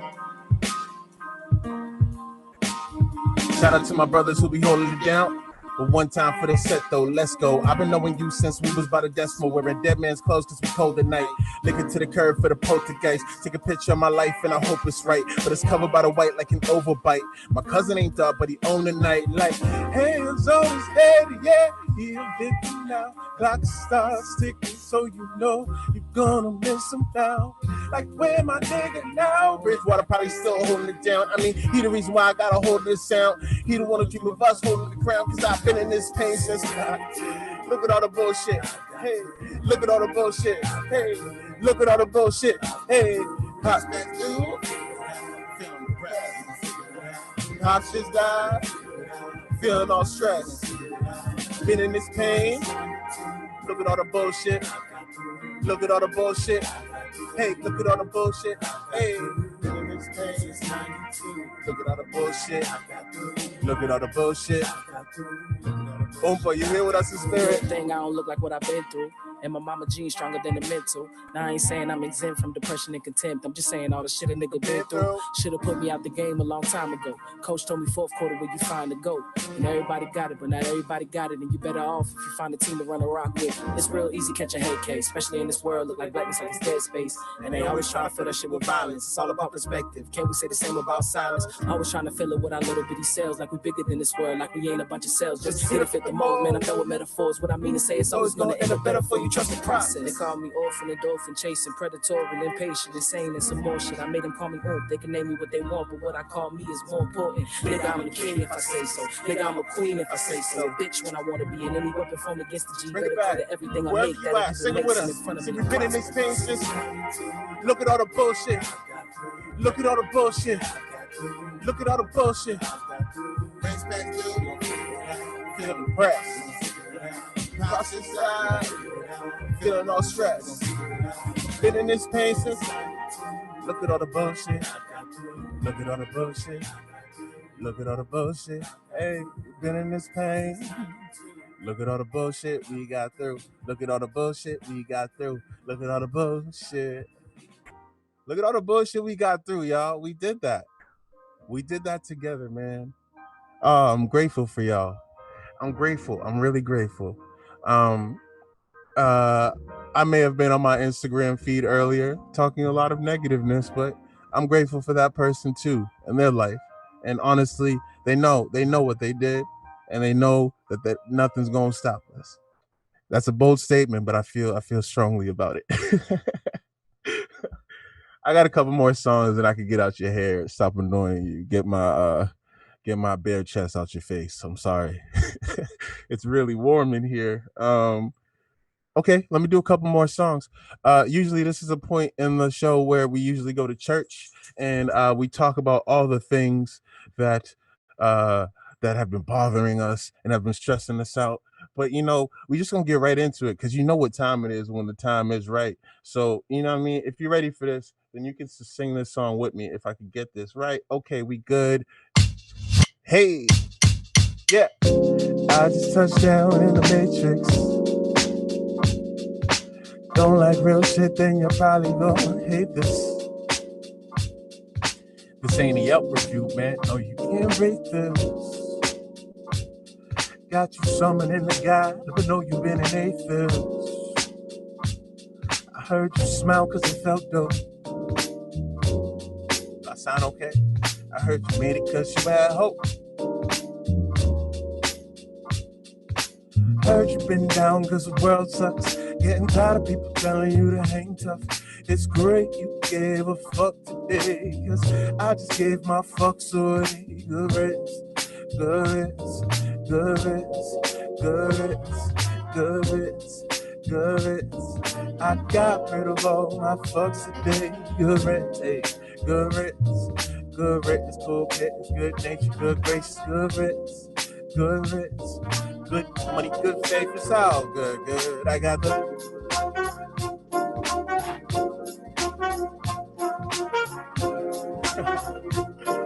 Away, away, away. So I ain't got no fucks today. Away, away.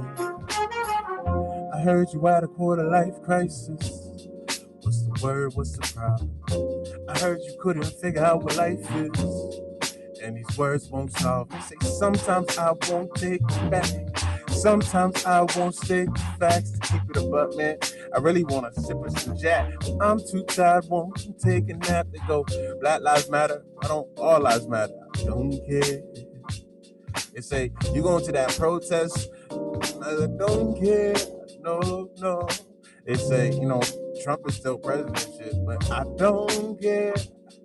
I had enough from yesterday, so I just gave my fucks away. Good riddance, come on. Good riddance, yeah. Good riddance, yeah, come on. Good riddance, good riddance, good riddance. I got rid of all my fucks today. Good riddance, good riddance, good riddance. Cool kittens, good nature, good gracious, good riddance, good riddance. Good money, good faith, it's all good, good. I got the. I gave all my fucks away, yeah. Away, away, away. So I ain't got no fucks today, yeah.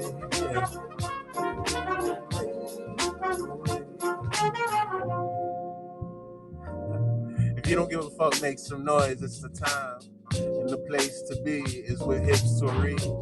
This is usually when Tim plays a while, and now solo. It's cool. We still here. We live. Okay. Yeah. I hope you feel good.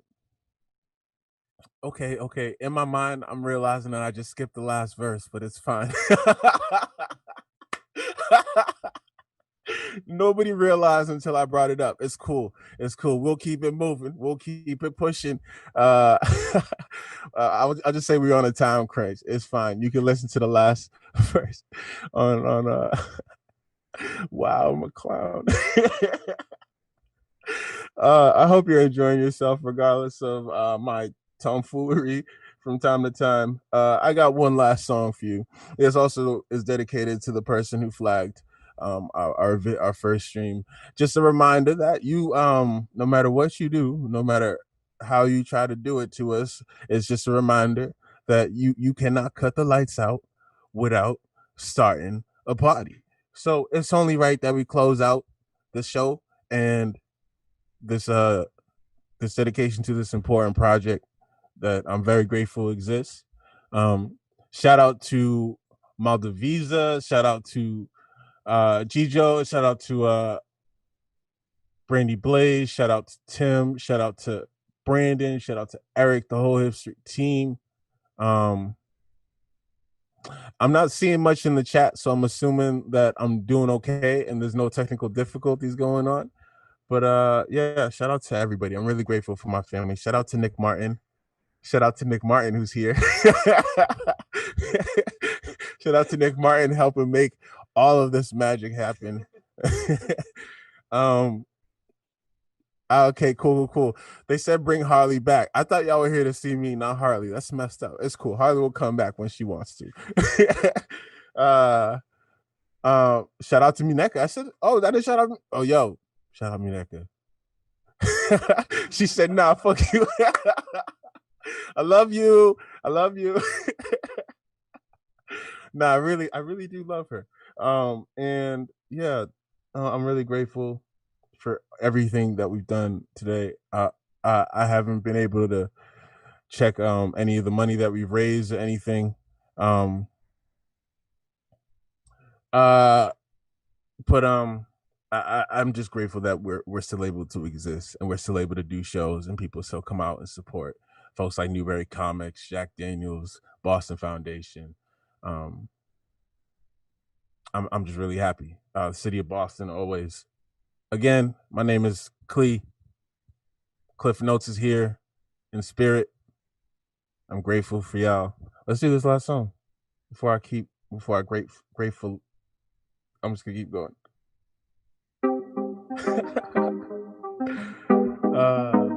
Da da da da da da da da da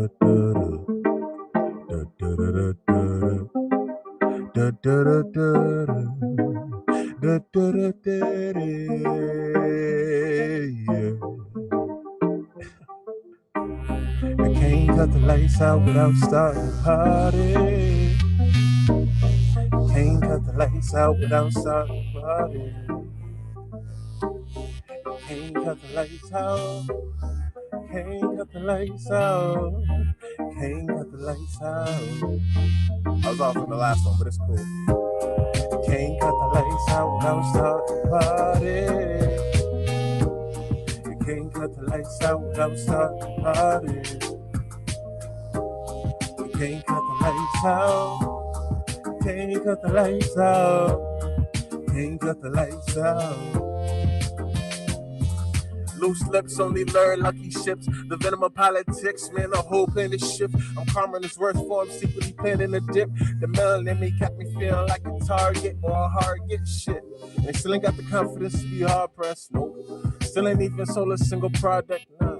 Cause I ain't with selling in the Roma. Graduated 4 times and ain't seen no diploma. Fuck sales, fuck the ones when they playing under a month. Fuck 12, fuck the government, and fuck Donald Trump. I'm sorry for my language, but wondering why I'm sorry. I'm in the back room at Hipstoric House Party. Why the fuck am I apologizing? You talking about my addiction? We should be talking about strategizing. Man, ain't we on a mission? Can't cover up black. No matter how hard you try, ain't no race that you can't cover up black. No matter how hard you try, ain't no race that you can't cut the lights out without starting a party. Can't cut the lights out without starting a party. I feel our rival, balancing being a rebel with being an idol, plus being a black man and then understanding survival. Difference between being a Christian reciting the Bible, shit, or Apple Music title. Guess I'm feeling entitled, or feeling the pride, or feeling insightful. I'm trying to find some inner peace, but knowing there's a war outside. Guess I gotta dig a little deep. Damn, I'm finally knowing the truth. I'm realizing I got brothers who already be true. Going to work, then try to preach to the youth. It's a preach, find a loop. It's a beat, let it through. When it's a beat, let it through. Let it through. When it's a beat, let it through. As long as you teaching a few, I'm constantly feeling this spot while living in despair. I guess it comes with having all this black boy hair. Can't cover up black. No matter how hard you try, ain't a race that you can't cover up black. No matter how hard you try, ain't a race that you can't cut the lights out. I'm starting a party. Can't cut the lights out. I'm starting a party. Well, I don't. If I don't try, then I'm gonna die with your victory in my throat. I can't afford that, can't live that. You'll get that on your own. It's hard for you to swallow. You can't love what you don't own. And as much as you hate me, wanna decimate and destroy my culture. Your vultures look like me, went down to the bone. Planets just make me a target that come harder than that. But until you can apologize, fuck up and kiss my ass. Can't cover up that. No matter how hard you try, can't erase that. You can't cover up light. No matter how hard you try, can't erase that. You can't cut the lights out without starting a party. Can't cut the lights out without starting a party. Sing it wherever you are. Cover up light. No matter how hard you try, can't erase that. You can't cut the light. Can't cut the lights out without starting a party. Can't cut the lights out without starting a party. Today is a promise. Don't you hear the whispers escaping the lips of a sunset? Today is future. Cascading in illumination. Today is not yesterday, the imperfect novel. Today is a gift, wrapped in 24 chances with 60 opportunities in this. This is our moment. You cannot choose to gaze at it so deeply, but today could be your last chance to gaze at it so beautifully. After failing to uncover inspiration for the 52nd time in 1 hour, you begin to question your worth, confront theological comparisons, and remind yourself that you are not Mozart. Not a hint of Rembrandt is in your blood. You are the predecessor of your past, a story untold to millions of eyes and ears, and we could recap the souls of every genius on Wikipedia, but your mind is a sponge with brilliance matriculating and hiding in every pore. There's not 1 ounce of empty in your genius of a mind. So until then,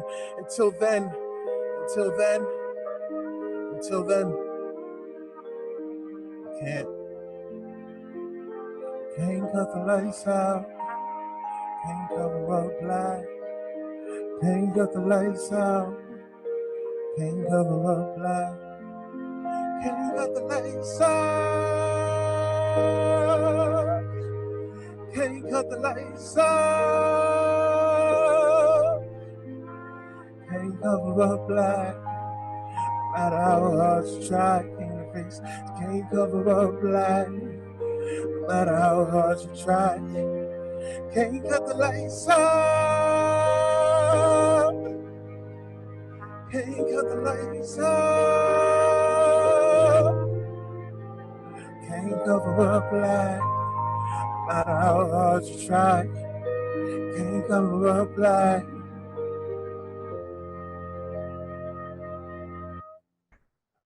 Thank you for your time.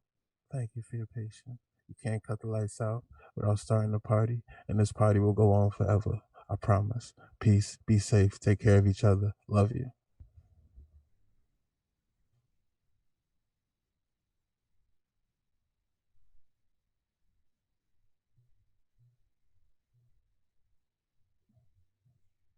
Yo, my brother Cliff. You could bring it back.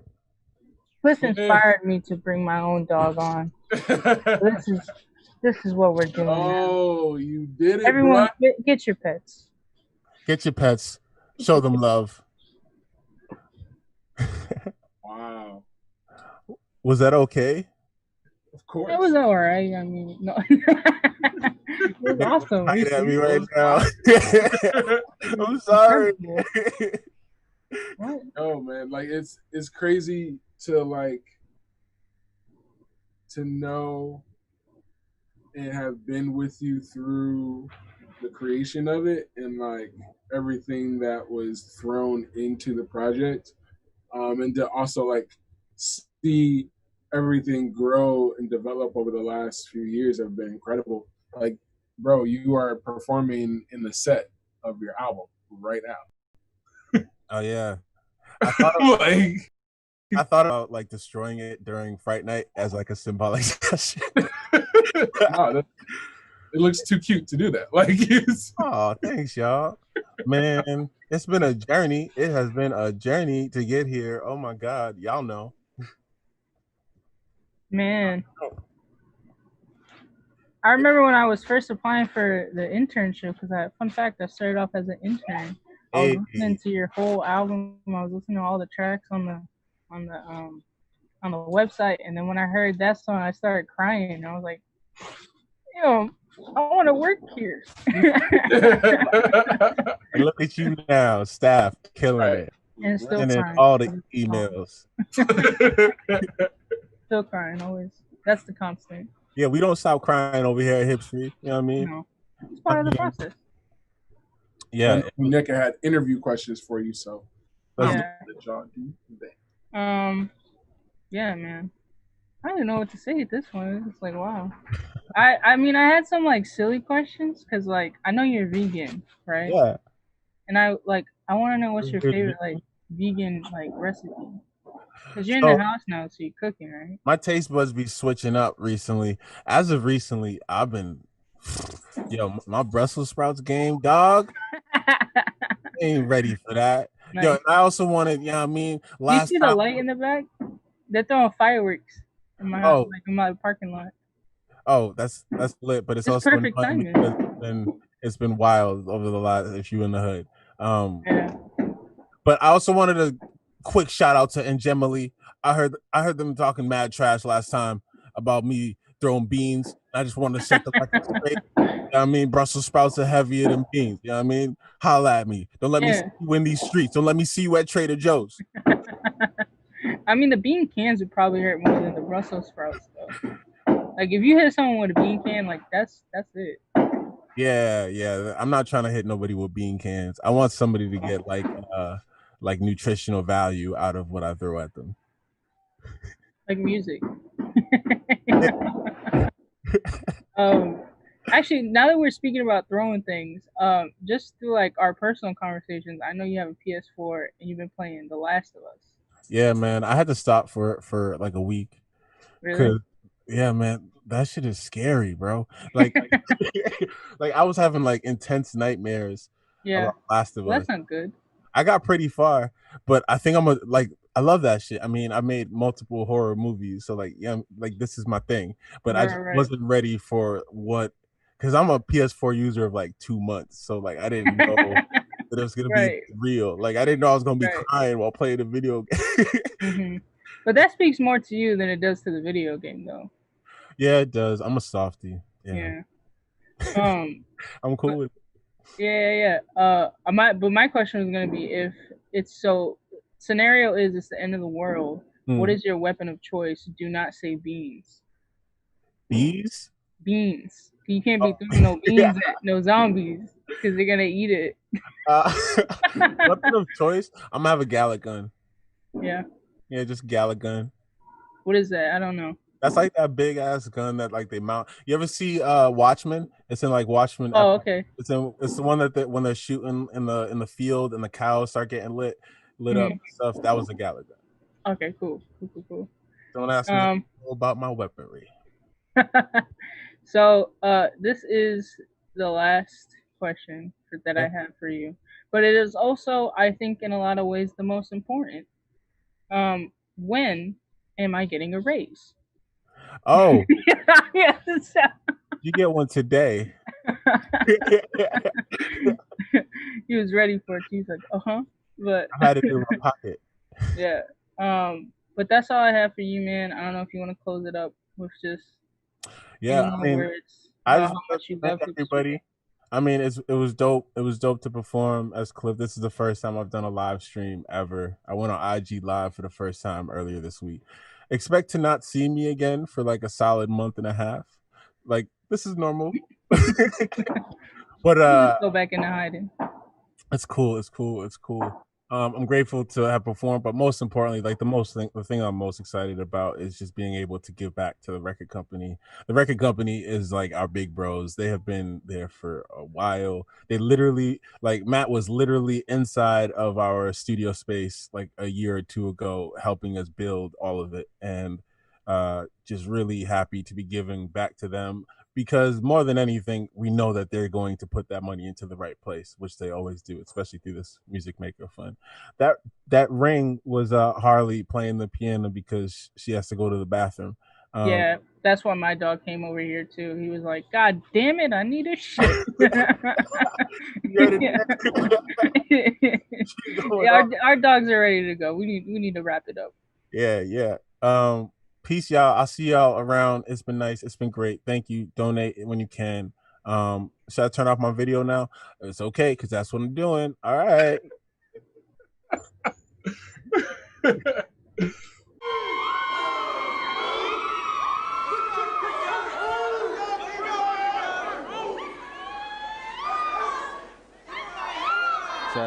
Check.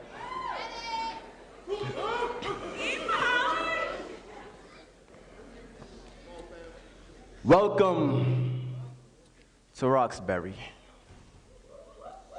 In the morning, we rise from our twin-sized caskets like zombies after overdosing on a syringe filled with insomnia. We infiltrate our drawers like mini Trojans in search of the purpose we left there the night before after our daily intake of liquid wonderland at the downtown bar, which resembles an insane asylum for the blue collar. This bar, with a cigarette smoking weed, make love in the bed of our lungs. A sweaty sex of Jim Beam shots and hot vodka showers conceive hangovers that make any sailing light look like a disco ball. When we find our purpose, gently wrapped in a ribbon of dignity, just like we left it, we snap it on like clip-on ties and open our front doors, attempting to inflate this dried raisin of a dream while the ocean of sun makes the shore of Roxbury recede a bit more. As we pace the sidewalks, with the old gum and cigarette butt marks resembling many black holes in the space of our path in search of an event horizon to arrive in, we make our usual route by the memorial with the spirit of Jarvis that still fizzles around the stuffed bears like a scrambled soul on a frying pan of a street preheated on gangsta. The young man in Immortalizers had turntables for a heart, but like Jam Master Jay, had his vinyl stolen a little too early. Whispers of his music haunts like the ghost of bullets that can't find their purpose, so stick around filling bodies with any sign of cavity. When we reach the bus station, the one with the homeless lady that gives out blessings like it's her 9 to 5, we enter the empty vessel bus which fills up like the clogged arteries of those living on Warren Street. The street with the 2 chicken spots, liquor store, 2 churches, police station, McDonald's, and of course the Western Union. We find the empty space to stand our cold, stiff body until the bus stops at a destination that can hold the marriage between our purpose, anything that will accept it. Sometimes hope. Hope is the only pedal keeping our feet from impaling the ground like Flintstones marking our grave, a memorial with stuffed bears and a spirit that will fizzle long after we leave. Knowing that bullets are always unwelcome guests, but inevitable, like mosquito bites that suck out souls, making the trigger finger of others itch for retaliation. Hope is the only pedal left in our young kids. And as adults, we know that at any given moment, God could pick that flower and say, love you not, blowing their souls away like dandelion seeds before they bloom. I always wondered what happened to those seeds. Tell me, did Langston ever figure out what happened to those dreams deferred on Martin Luther King Boulevard after a pistol loaded with sons came and shriveled them up? Or was he left as clueless as the mothers with the levee-shaped eyes and New Orleans cheekbones?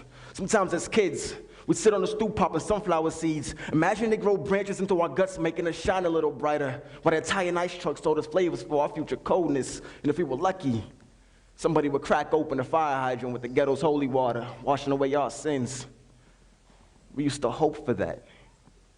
Instead, we received wetness from sweating bullets as we marched past the street corner Nazis with swastikas for pupils, concentrating on our burial in the campgrounds behind the abandoned houses. Often, there were wars between our worlds as civil rights dreams shattered in the birth of new segregation when the period of bloodshed occurred over colors again. But this time, our brothers chose their handicap, using a flag stained in blue or red, with the white rock as a catalyst.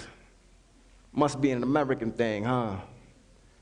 Imagine, must be hard to rule like your forefathers when you have no fathers.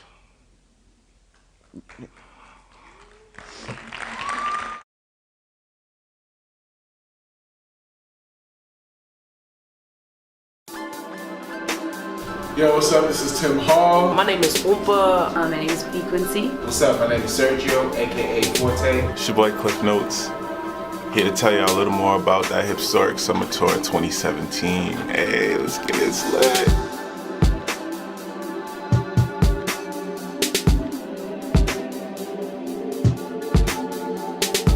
Or it's almost lit. We're almost lit, we're almost there, and I'm here to tell y'all a little more about it and how you can help us make it a real thing. This tour gives artists an opportunity to really share with the world what they've been doing.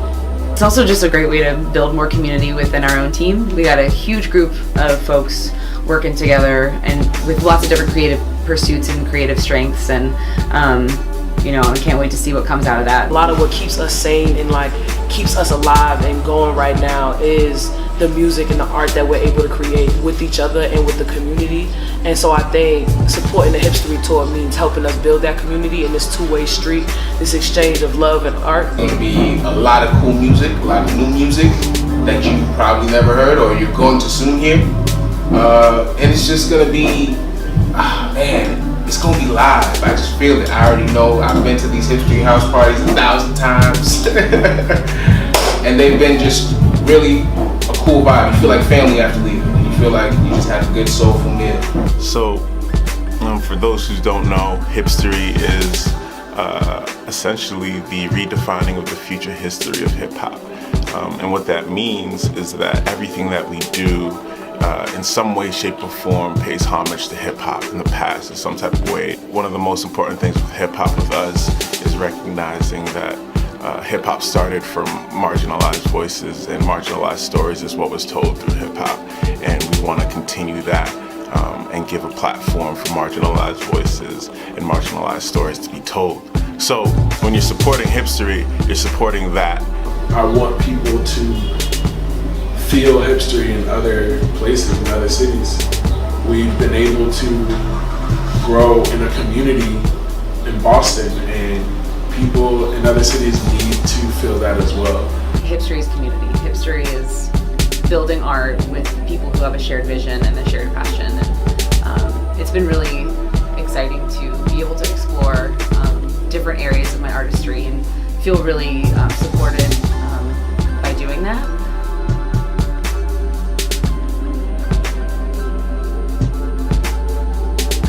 This is our story. This is our space. We let y'all into our space, hoping that we can learn from y'all and grow with y'all. And that's what we believe in, and that's what we want to do, is continue to grow and learn together. So we hope that y'all support us, and we hope that y'all stick with us and continue to grow with us, because that means so, so much to us. And what y'all have done for us has been so, so important. So, peace.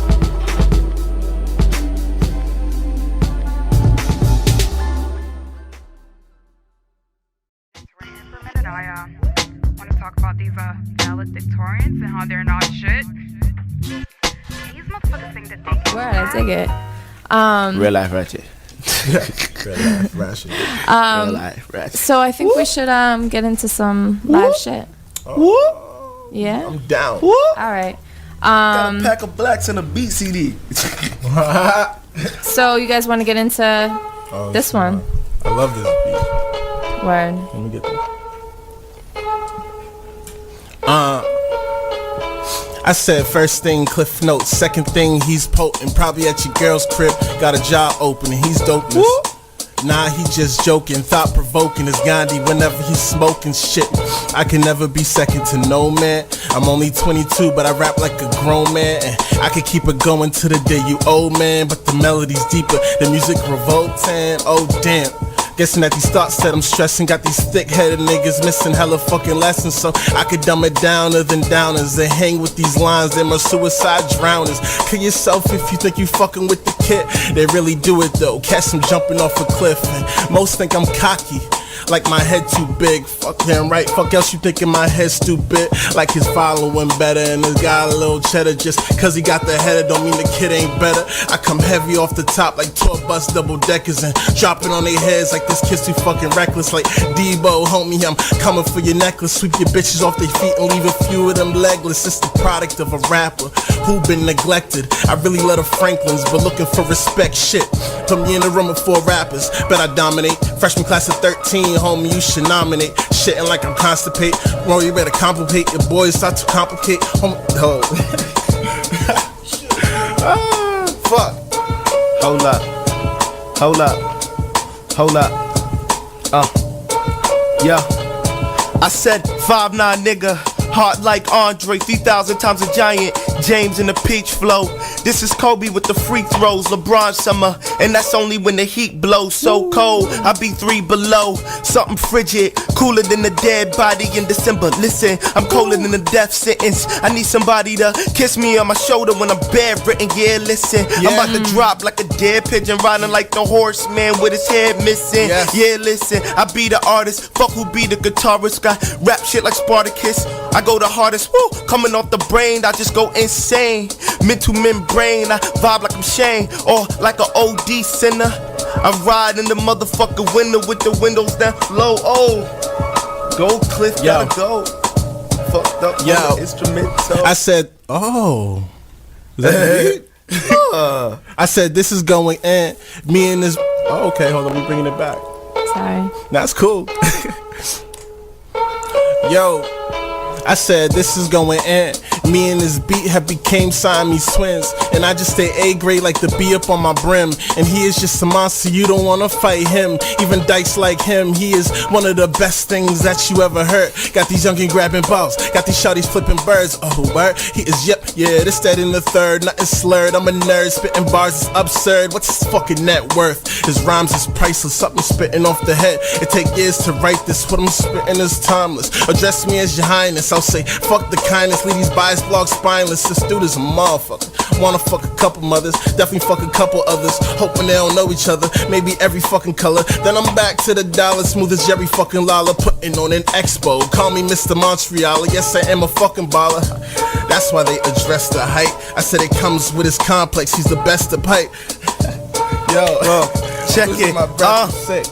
I'm still calmer than the blizzard. My heart's been frigid. My team be the one who led the sharks to the rivers. With so much death, Michael Phelps, I need help. Yo, my bars is a swimmer. My mind is a Dillinger. Thugged out but peaceful like a spiritual. Jack of all trades, I could deal with ya. The illest of the illest. A schizo's filling big screens. 53 blocks in IMAX experience. The best bros wildin' in the metropolitan. Looking for a bunch of fast girls with no mileage. Yes. Dark skin, brown eyes, some Caribbean islands. The ones that be modeling hard, paying for college. I like yo thighs, I'm by your side. Swear to God, I ran into Cleopatra in aisle 5. Yes. Hey ma, I'm King Tut with a good leg, but you be too busy preoccupied with the bootlegs. And this is authentic, my heart in the verse here, but jump shot all net like Nurse here. I swear to God, being on stage was my first fear. Now I'm Alex the Great, A dressing the earth here. Yes. Yeah. Can we get one more beat? Yeah, we can do that. Jesus Christ. That was so awesome. We could do this all day. We literally just do this. We literally just do this like maybe 8 hours a day. 8 hours. Wow. Even when we're by ourselves, we'll just be rapping to ourselves. No bullshit. I catch this nigga walking down the street talking to himself. I do that shit Wow, all the time. that was awesome. All right, so Right around my you guys side of wanted town, this these bitches all be hot. Right around my side of town, these niggas all be hot. all right. Say real life So ratchet. Flying Lotus, slow it down. Is that what you guys are feeling? Flying Lotus, that man is another genius. Woo. Yeah. You got it. Yeah. Let him know, Chris. Let him know. Let him know, Chris. Yo. Let him know. Oh shit, shawty got me feeling so rich, like I got $1 million and I don't even got shit but this shit. Cause this chick is the shit, so thick. Guess she is the one I wanna be with. Fell for her so quick, this is more than an arrow. Shots to the chest, Cupid got bullets in that barrel. Yes, being with you is my pain and my pleasure. It got me in a stage where we might just be together, but I ain't gonna question, cause to have you is a blessing. I be caught up in the present, so the past no longer stressing. So I ain't second guessing, just my love I am professing. So when I'm getting fresh to shoot, I try to impress and see I've been through the pain and I learned my fucking lesson. Got me a little soft, like fuck being a freshman. Shawty's so fine, I can't help but slip. Fucking step ahead, she the top of the stairs. So take off that dress and start dropping your hair. I'm just being honest, this is me right here. Yeah.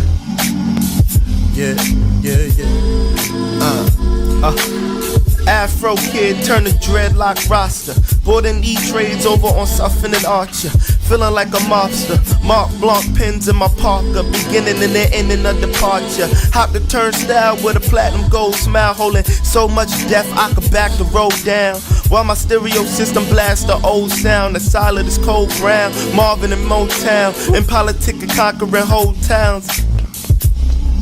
Yeah. I fucked up on the flow though. Tyreek, I go in just like Frodo.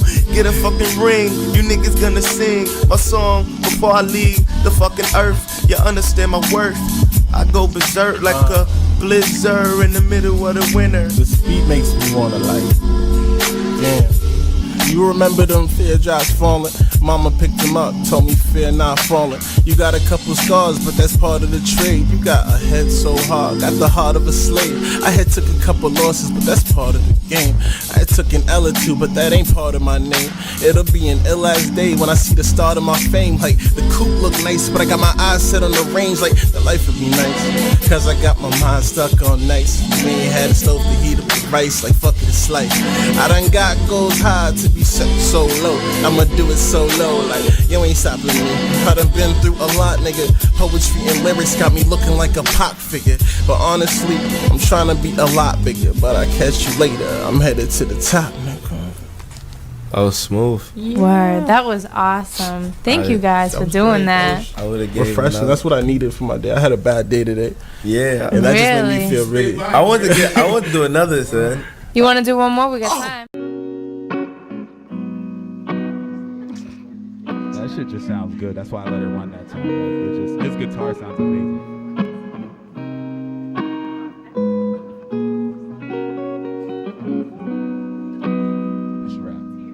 Look, don't tell me about nothing, people. I feel like I seen it all. Feeling like I'm blocking people out for no reason at all. Maybe I'm selfish, or maybe I see they flaws from a bird's eye view. I've been witnessing demons crawl super ugly cause they handshakes ain't matching they smile. And it's been stamped, their actions got me raising a brow. The people's champ, serpent in the skies point the weapon and then they smoke you. Same serpent in the skies they use their times to bring back Goku. They looking for some truth and I'm undoubtedly the go-to. And I'll never take the credit for doing something I'm supposed to. Fuck you and your entitlement. I'm the product of hard work and dodging multiple lightning. The product of moving no products and no indictments. That's why my product's potent, the opportunities golden. To show the whole world exactly why I'm chosen. I blew breath in the lungs of the lifeless. You blew your chance and now disappear. Before I jumped the building, I was thinking about you. Before I pulled this trigger, I was thinking about you. Before I left my niggas, I was thinking about you. Before I got this money, I was thinking about you. And then I thought the world might end and the sky might fall on the same damn day. I thought the world might end and the sky might fall on the same damn day. Y'all wanna hear that verse again? Let's get that again. Let's run it back. I told y'all I watched Dragon Ball Z, right? I like that serpent in the skies. Like if you ever watch Dragon Ball Z, when they wish fucking people back, a fucking dragon appears in the sky and they wish human beings back. That's when you get the serpent in the sky. So, well, we're gonna do that verse again. Fuck that. I'm saying one more. Look, don't tell me about nothing, people. I feel like I seen it all. Feeling like I'm blocking people out for no reason at all. But maybe I'm selfish, or maybe they see my flaws from a bird's eye view. I've been witnessing demons crawl super ugly cause they handshakes ain't matching they smile. And it's been stamped, their actions got me raising a brow. The people's champ, serpent in the skies point the weapon and then they smoke you. Same serpent in the skies, they use their times to bring back Goku. They looking for some truth, and I'm undoubtedly the go-to. And I'll never take the credit for doing something I'm supposed to. Fuck you and your entitlement. I'm the product of hard work and dodging multiple lightning. The product of moving no products and no indictment. That's why my product's potent, the opportunities are golden. To show the whole world exactly why I'm chosen. I blew breath in the lungs and the lifeless. You blew your chance and now disappeared. Before I jumped this building, I was thinking about you. Before I pulled this trigger, I was thinking about you. Before I left my niggas, I was thinking about you. Before I got this money, I was thinking about you. And then I thought the world might end and the sky might fall on the same damn day. I thought the world might end and the sky might fall on the same damn day. Oh man, that's fucking with me.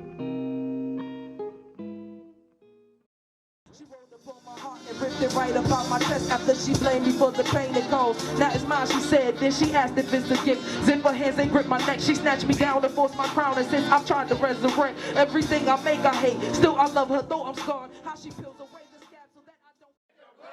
I ain't playing, just say her name. Sandra Bland. We're gonna work on the rhythm, but y'all sound dope. All right, let's go. Get that last one. Candace Major. Shout out Candace Major.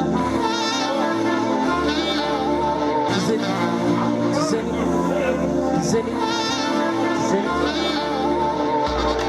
How much a heavy heart holds, how much a heavy heart weighs, if a heavy heart grows. Does anybody know how to keep the heartbeat steady? How to levy a heavy heart that keep bleeding from being deadly? I tell you what I found, a heavy heart can shed the pounds. If it loves what made it heavy, it can loosen up the bounds. If a heavy heart chooses to love, we'll put it through and tell me who pays the price to gain what heavy hearts be losing. She rolled up on my heart and ripped it right up out my chest after she blamed me for the pain it caused. Now it's mine, she said. Then she asked if it's a gift. Zip her hands and grip my neck. She snatched me down and forced my crown, and since I've tried to resurrect everything I make, I hate. Still, I love her, though I'm scarred. How she peels away the scab so that I don't forget the war. How we sparred until there's nothing left. She filled the space with God's liquor and empty promises, symbiotic facades. This verse is coat, hanger, abortion. His throat dangle, contortion, reparation, extortion. What you call it's important. This is best, make it happen. This is no more wait on it. Jesus born in the manger. When you start ain't important. This verse probably ain't potent. Cause you still say I'm yours. I still hear you say love me.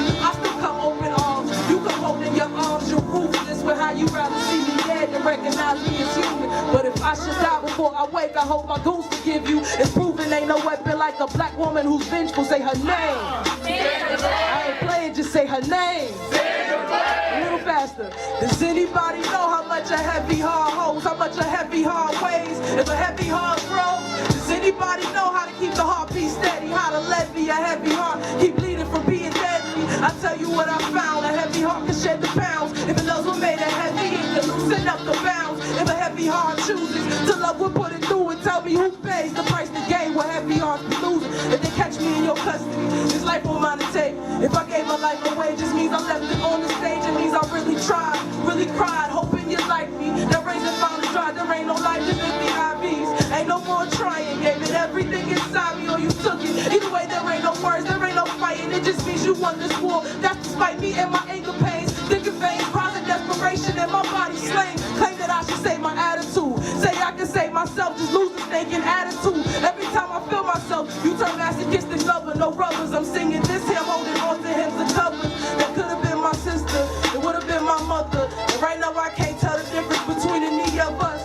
Suicide that moment when I let you think you won. You won't get that even staring down the barrel of your gun. But I'm asking, does anybody know how much a heavy heart holds? How much a heavy heart weighs? If a heavy heart grows, does anybody know how to keep the heartbeat steady? How to let be a heavy heart to keep bleeding from being deadly pulse? Tell you what I found, a heavy heart can shed the pounds. If it loves what made it heavy, it can loosen up the bounds. If a heavy heart chooses to love, we'll put it through and tell me who pays the price to gain what heavy hearts be losing. If I should die before I wake, I hope my goons forgive you. It's proven ain't no weapon like a black woman who's vengeful. Say her name. Say her name. I ain't playing, just say her name. Say her name. I'm asking. Thank you, Hipstoric. I appreciate you. Yes.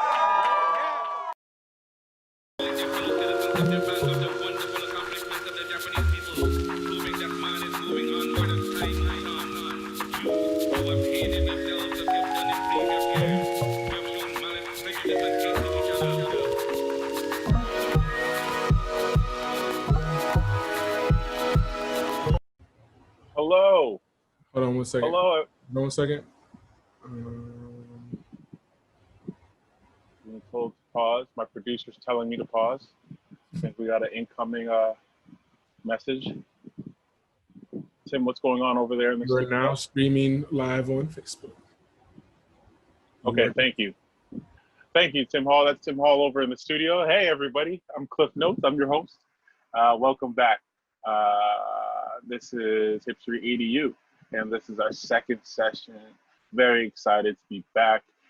For those who don't know, we have partnered up with our good friends over at Zone 3, and we've created this series of workshops to fit into their series of workshops, and we're taking over for the next 4 weeks now. This will be our second of 5 workshops. And our goal, just like at Hipstoric, is offering a platform for marginalized voices and stories to be heard and told through digital media and art.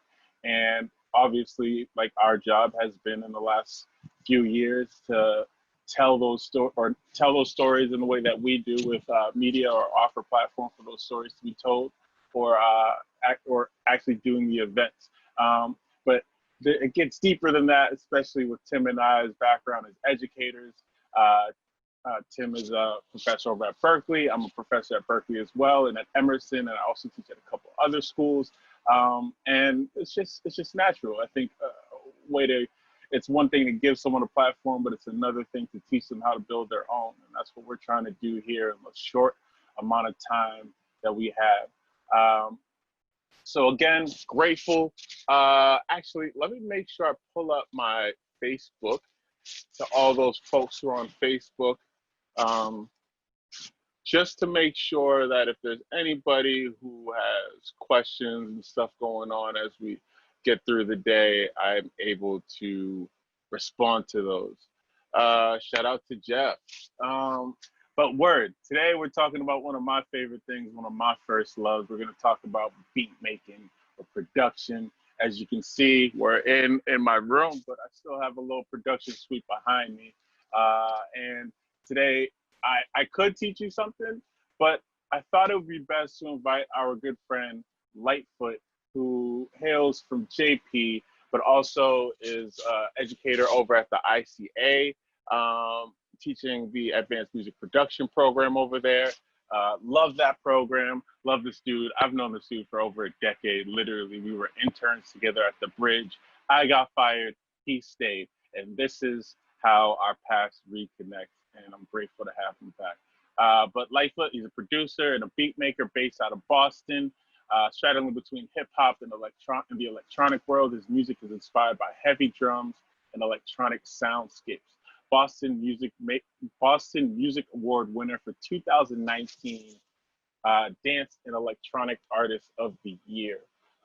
So if you would allow me, I got a chance to sit down with Lightfoot, and he was able to step into his software in Ableton. And before we even dig into that, I mean, what we'll be doing in today's workshop is kind of showing you an example of one of the more popular digital audio workstations, aka a DAW. And with that, we're gonna give you a little bit of an insight to his process and how he makes beats. He'll tell you a little bit of the technical side. He'll even give you a little bit of backstory. It's so exciting. It's so moving. I'm excited to have him here. But as I cue up this clip for y'all, we can hop into it. Again, I'm here on the chat and the Facebook comments if you guys have any questions. And let's hop into it.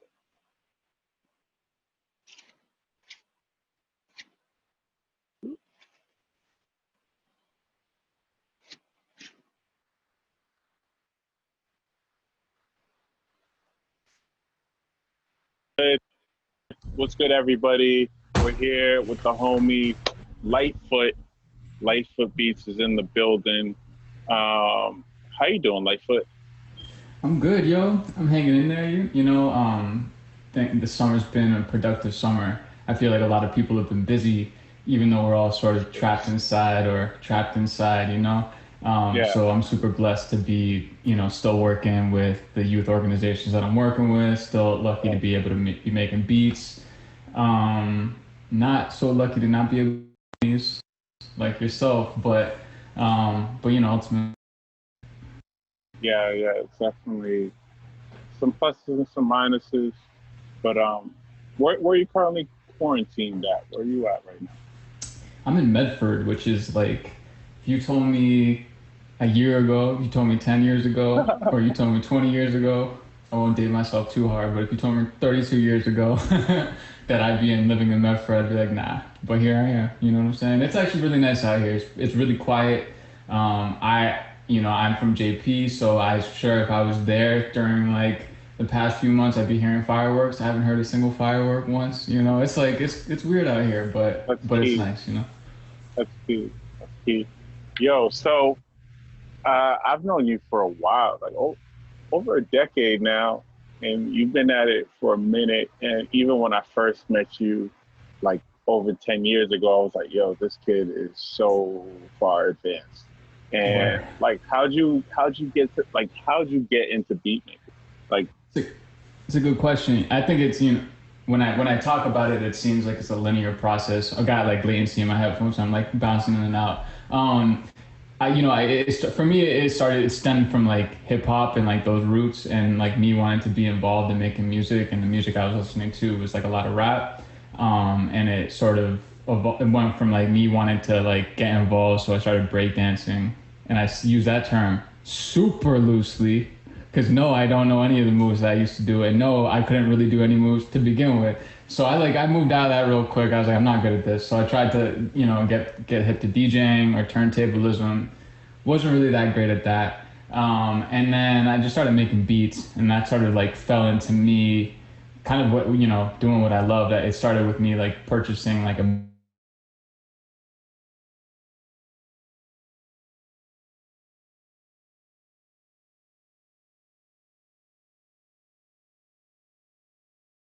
back. and yeah, and then I just started doing that. That was in 7th grade, and I just started making beats all the way through high school. Went to UMass for a year, then I, sort of like wasn't doing anything there. Left because I kept making beats, and then I ended up going to the same spot that I met you at, I think, which was the Bridge Sound and Stage, and that's really where I learned pretty much everything as far as like doing it the way I'm doing it now, and that's a lot to do with our good friend, the Archetype, and really all the people that I met through there. And I've just sort of been doing it, kind of meandering here and there, but yeah, it's been, it's like I there's times that I don't make a lot of beats and I start feeling weird, and it's because I'm not making music, right? So like this is where I'm at, and I love doing it. So for sure. Let's talk influences real quick. You brought up the Archetype, and I remember way back in the day, like you had like your own distinct sound, and then you say like a lot of your growth came from just learning from Archetype. And I remember there was like a period where you were not necessarily frustrated, but you were just like my beats are sounding like the Archetype or whatever. Like what is that line of like knowing your influences and fully embracing them and like figuring out how to create your own distinct sound like you have now? Yeah, that's a really, really good question. I think a lot of it comes from just doing it for a while. I see this a lot in like the new producers that I'm trying to teach, or just like seeing comments on like, Reddit subreddits or like YouTube, whatever, like tutorials or whatever. And people, the question is like, how do I get my own sound, right? And I think always the answer is just doing it a lot. And really understanding kind of the difference between sort of your intake and then your output, and knowing that those are two sort of like different pieces, right? And I was, Ark was my mentor for a long time, and so I saw that the way he was operating, and it made me feel like I had to operate the same way. Like I had to be making like 9 beats a day. That I had to be making beats for rappers, that I had to be making sort of like bangers, even though I like more like melodic stuff, not to say that Ark doesn't as well, but it sort of like made me change my view of my own music. Not to say that he was making me, but that was just like me being around him, sort of like that was just where I took it. And after doing it for a long time, I realized that I kind of wasn't making that music anymore, and I was starting to enjoy the new music that I was making. And that a lot stemmed from realizing that I could learn from other people, not just Ark, right? So like you have to understand that, or for me, I had to understand that, I had all these other talented people around me, that they were all valid, all giving me input, and then also that there was tons of music that I could listen to that wasn't like music that I was used to. And that helped me sort of branch out, and start exploring other things. And before I knew it, I was like really like into like footwork and like juke stuff and like UK like driven dance music, and that just sort of changed my whole perspective and where I was going with music.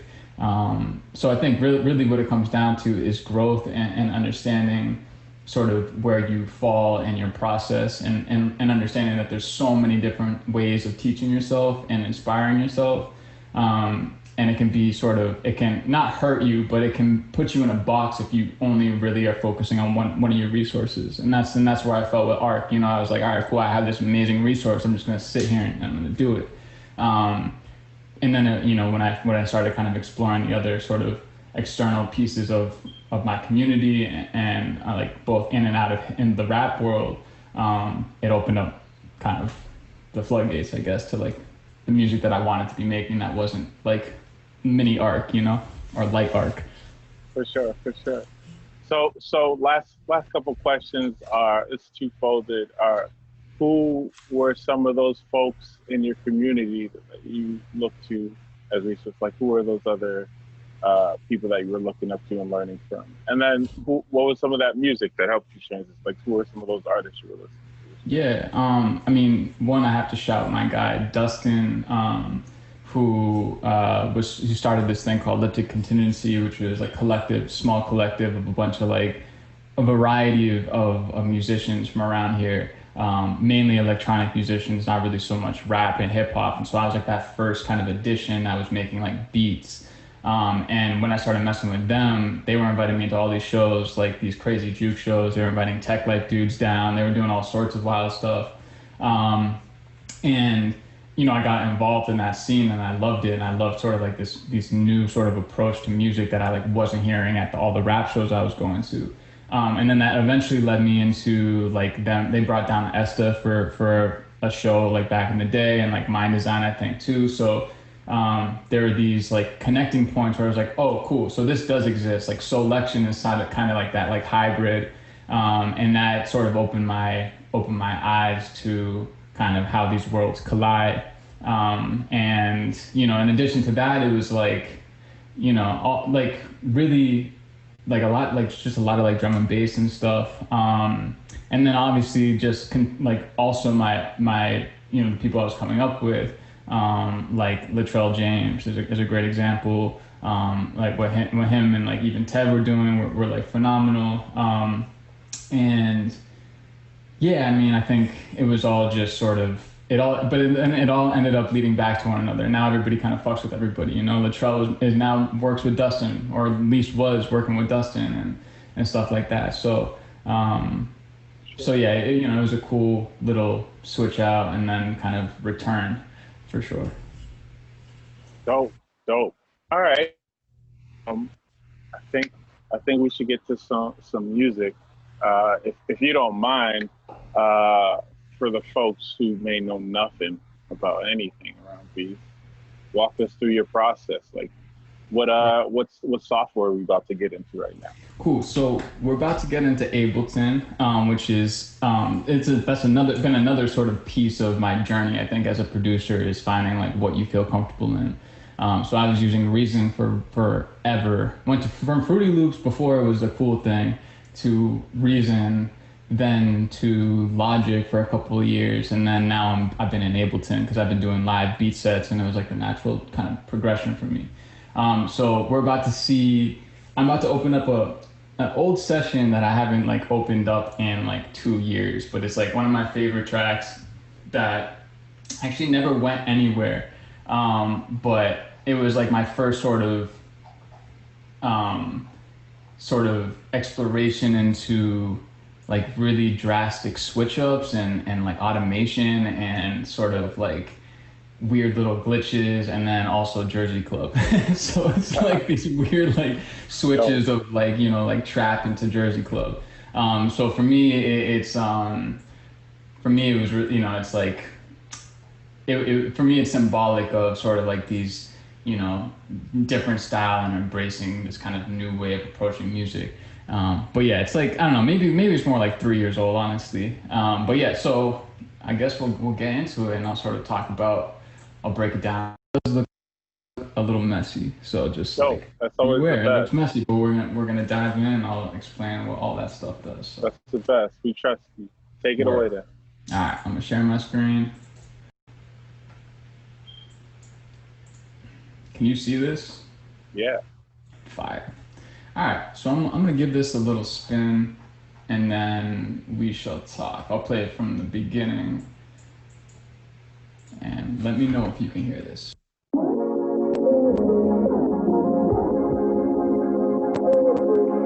Coming through clear. Cool. I'm going to up my buffer rate. This is cool.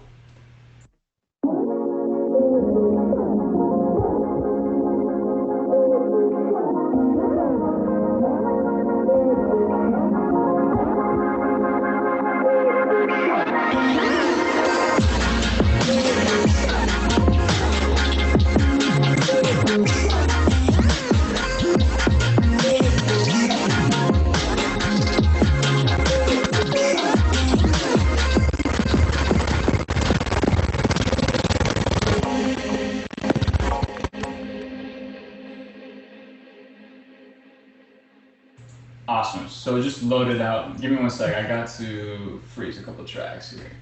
This is gonna go crazy. Freeze this. So what do you mean by freezing? What's happening right now? It's a good question. So this is actually a thing, kind of like not a problem, but also like a really good problem to have in the world of digital audio music, which is sort of like infinite selection and choices, right? Like you can make like a billion different tracks with a billion different instruments, and sort of keep going. I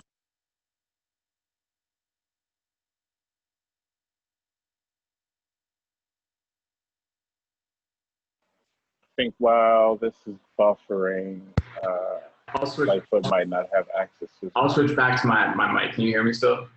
Yeah, we can hear you. Cool.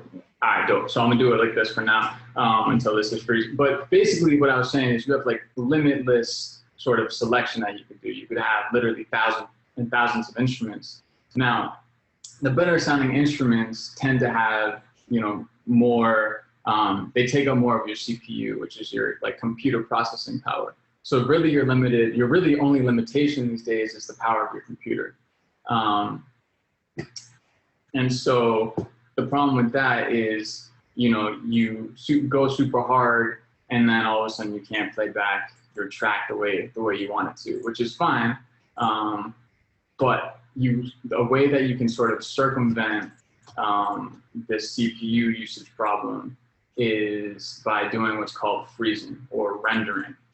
Every single DAW, at this point, every single DAW has similar functionality, so there aren't really like differences as far as like what one thing can't do or what other things can do. It's more like, what do you appreciate about the workflow of your certain software that you're using? And for those who don't know what DAW, I don't know if I said this already, is a digital audio workstation. So it's Ableton, it's Fruity Loops, it's Reason, it's GarageBand. Even at this point, GarageBand has a lot of the same functionality that, other like larger programs have. Like it can do a lot of things that Ableton can do, and a lot of things that Logic can do, and a lot of things that, even things like Pro Tools can do. And so a way to circumvent this CPU usage is by using things called rendering or freezing tracks, which sort of solidifies everything in place so that what's being played isn't actually taking up too much of your CPU. It's sort of like printing it. So I don't know if anybody's familiar with like video editing or photo editing. You know how long it can take to, actually video editing is a better example. It can take sometimes like a full day to render a track. So in Ableton, in all software, you don't really have that same issue as far as time, but you have that same issue as far as playback. So what happened when I got to this section right here is it overloaded and my CPU caught up with itself and it basically was like, all right, nah, I can't do it. Which happens a lot. And it mainly happens because I have these like really labor intensive instruments on. So I'll get into— How many tracks do you have in this project right here? Say that one more time? How many tracks do you have in this project right here? That's a good question. I think once this is done loading, I think I have upwards of like maybe 40 tracks going.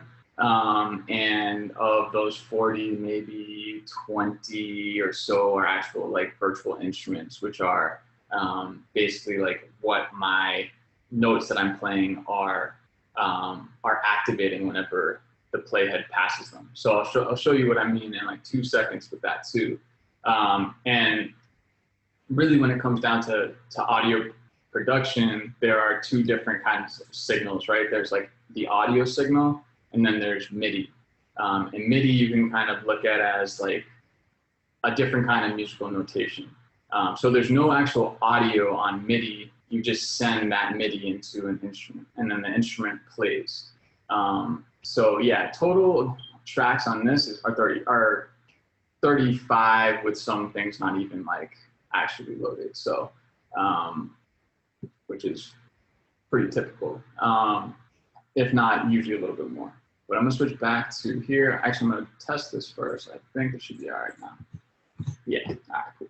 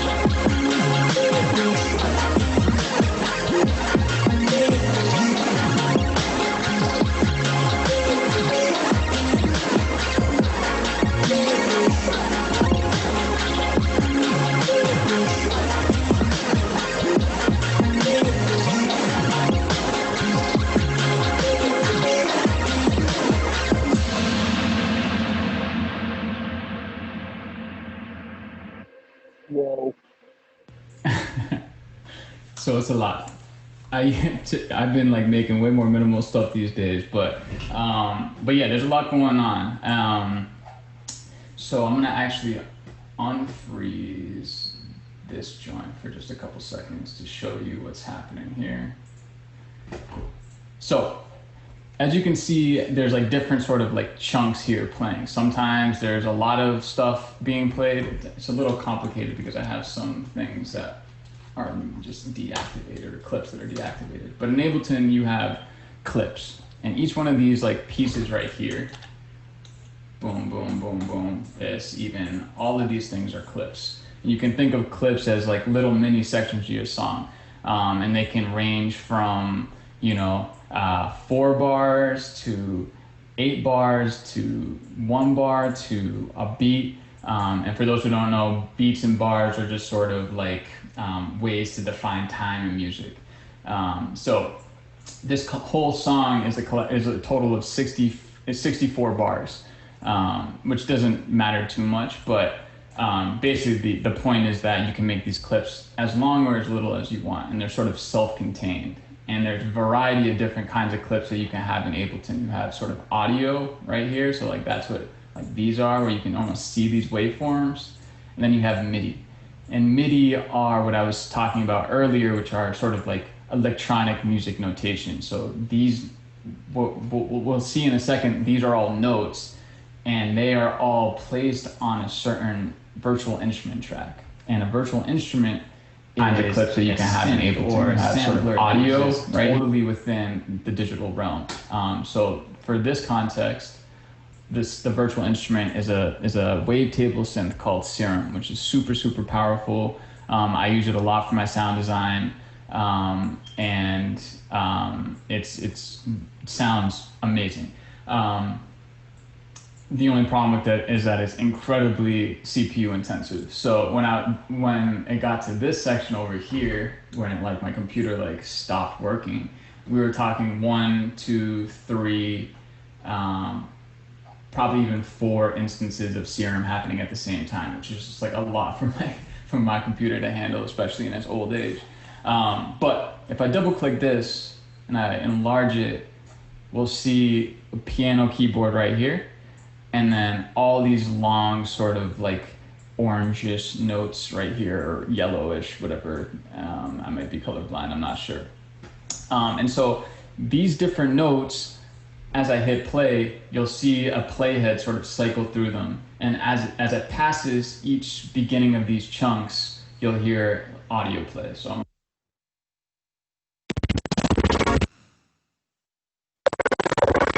ooh, might not play. Let me freeze this again. Actually, I don't even need to, because I think it's not even going. I'm actually going to delete that.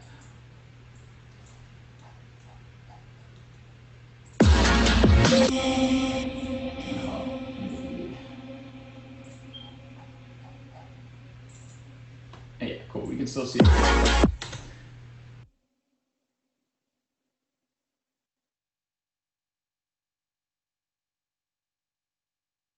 Watch as I hit play, this thing is gonna run through.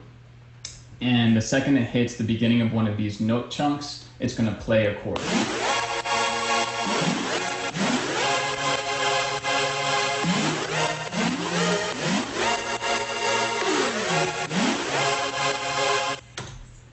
And the chord the sound that it's making is just that Serum VST that I pulled up earlier, and like a patch that I created within it. So like all those like sucking automations is all sort of stuff that I've added to the sound. And what I mean by that is I'll bring up another instance of Serum without it being on anything.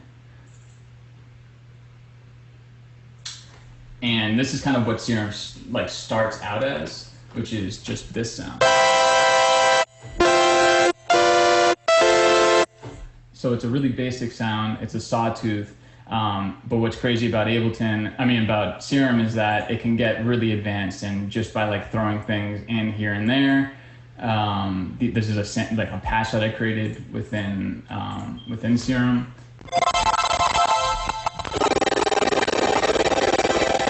computer really can't handle it and does not like me for trying. But you can do a lot of stuff with it. And you can really have it sort of automate and fluctuate sound as you play them. And it's a way to sort of add variety and add movement to your track. So it's not just kind of this sterile, one pitch or one sort of like sound type of thing. So if I actually go back here and do initialize preset and bring it back. Is this VST exclusive to Ableton?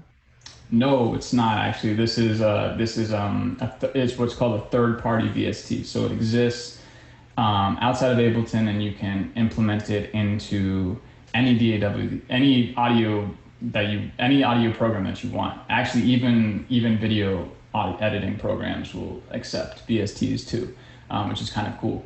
And what's really dope about this company is they actually made this other thing called the OTT, which is a replica of a device that does only exist within Ableton, which is kind of cool.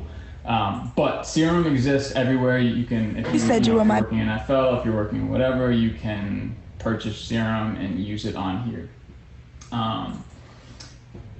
But with that said, if you only had Ableton, there are variations of wavetable synth. So this is like Ableton's wavetable synth. So if you purchase Ableton 10, you get this for free. And it's actually really, really dope and incredibly powerful. And you can sort of really do a lot of what you can do in Serum with wavetable synth, which is totally stock, which I think is dope. But yeah, so as we play this, the patch that I created in Serum gets activated by these notes, and we get left with this.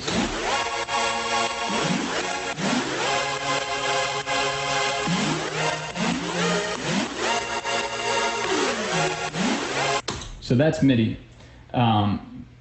There are a lot of people who like to work with MIDI. I'm one of them. I like to have control of my music from the very, very beginning of the process all the way to the end. The problem with freezing and rendering your MIDI into audio is sort of this inability to go back. So you're printing everything that you're doing. So if you wanted to do any automation within your patch, or if you want to do any like additional effects, it would have to be after all of your other effects are in there.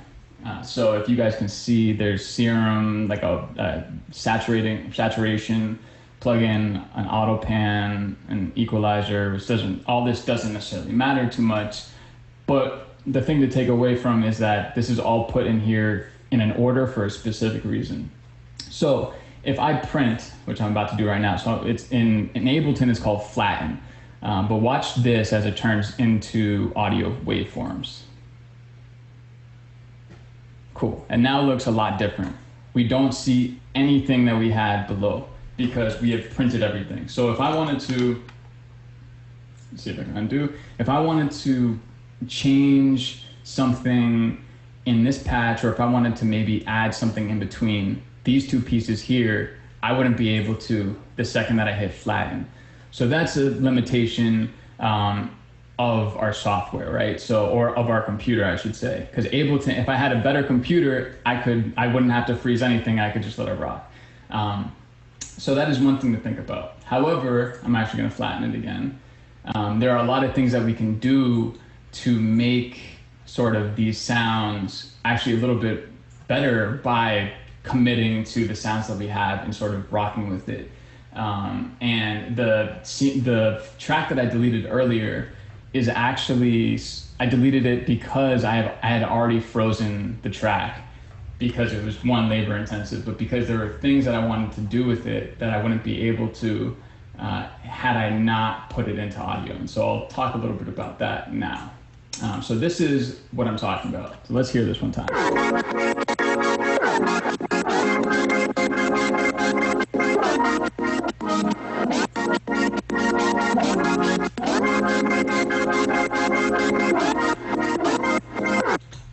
So notice all these little like moments of gray, gray, gray, gray, gray, gray, gray.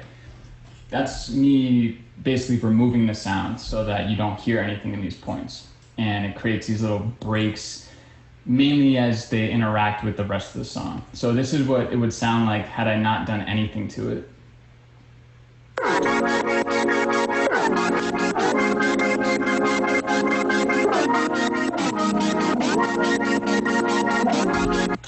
And if I brought my edits back, this is what it would sound like.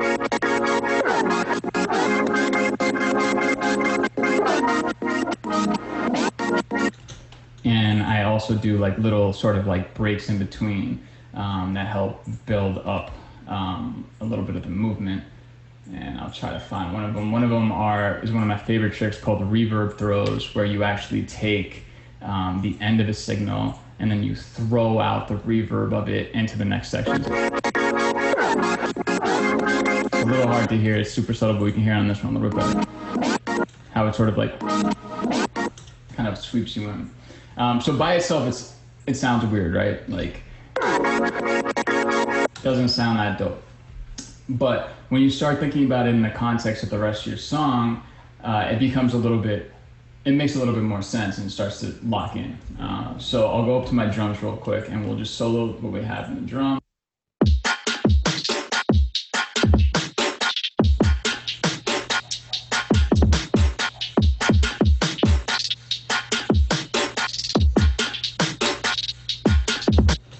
Pretty basic drums. We have a kick going.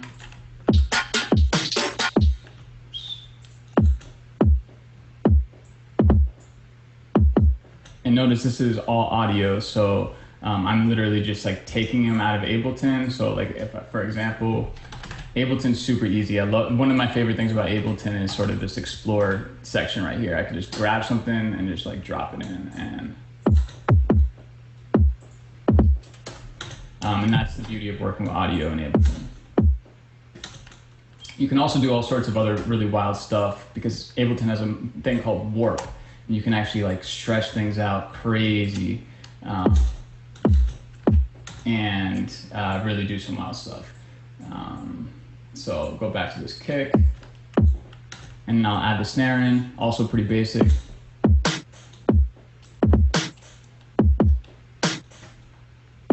So kick and snare are pretty standard, you know. I feel like there's only so many patterns you can do. So the real kind of trick of making things move and sound crazy is all the other stuff that you add to it. So here's this like random extra snare that I threw on. Kind of like industrial. And then of course some hi-hats, which is just using Ableton's stock sampler. And it's actually also really, really, really easy to use.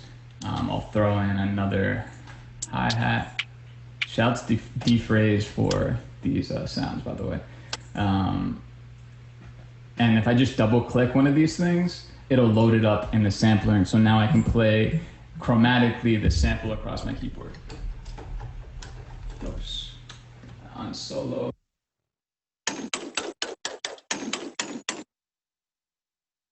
Context, I did that with another kind of sample here, which is also a hi-hat, and I have the hi-hat being triggered by all these different notes.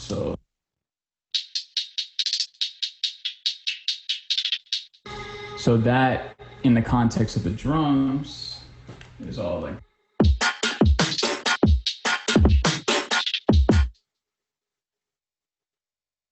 I have sort of all these drums, what are called grouped together, so I can process them all sort of together and glue them.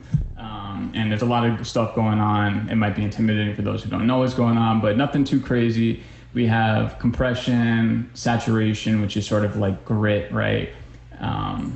Some EQ stuff, another saturator. These all don't exist within Ableton. They're all virtual instruments as well.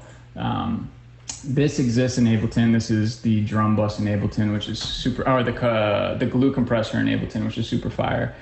The drum bus also in Ableton, which is also super fire. Another EQ, and then a limiter. And a limiter, it sort of takes our sound and smushes the loud parts closer to the quieter parts and gives us what's called increased perceived loudness. So when you hear a track that's super, super, super, super loud, like on the radio or something like that, it's usually because it has tons of limiting on it. There's a process there, it's not that simple, but that's kind of the gist of it. And so the drums going through all this sounds like this.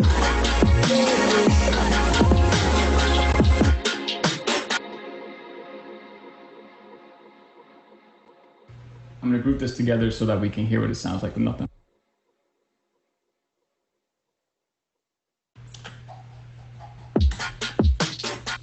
So this is with nothing on. I'm gonna enable the effects right now. On, off, off, on, off. So it just brings up everything, kind of makes everything not. So I'll bring it back in with this piece that I was talking about, this cut up audio piece.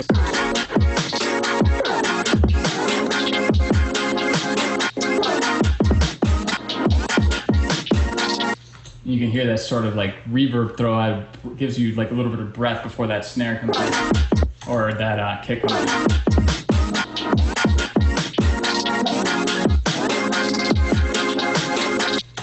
Cool. And then you sort of just keep adding on probably the most important part in like electronic music, as far as I'm concerned, is the bass, and that's what we have going on here.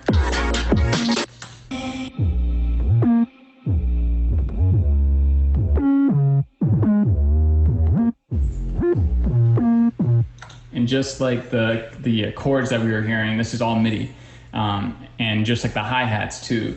And this is using also another one of the samplers, using a Graves 808. And I have it running through a whole bunch of stuff. I have an EQ, a saturator again, another EQ, a compressor, and a sidechain compressor, which means that every time the kick hits, the bass sort of ducks down, and it's a way of adding a little bit more punch. And then also bass mono. This is all like kind of advanced stuff, but really the functionality here is just to make sure that your low end is right in the middle. We have stereo, if you look at your speakers, there's usually one on the left and one on the right of you, or in headphones, one on the left, one on the right. And when you're in a live setting, most music is played back in mono functionality. So you really want to have your bass front and center in your mono field so that you don't sort of lose the punch of it. So I usually put a bass mono plugin on here, which basically dictates everything below a certain frequency is going to be right up the middle. Once again, a little advanced, but if you're curious, that's sort of what it's all doing. And I highly recommend you kind of sort of look into stereo width and stereo field if you're curious about it. It's a pretty powerful thing, and it allows you to really add punch and momentum to your mix, and clarity too. So yeah, I have kind of all these like bends and stuff.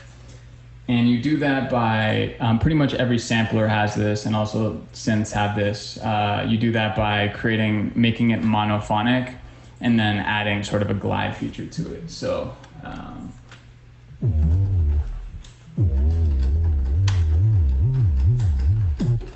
and that's that like standard sort of glide.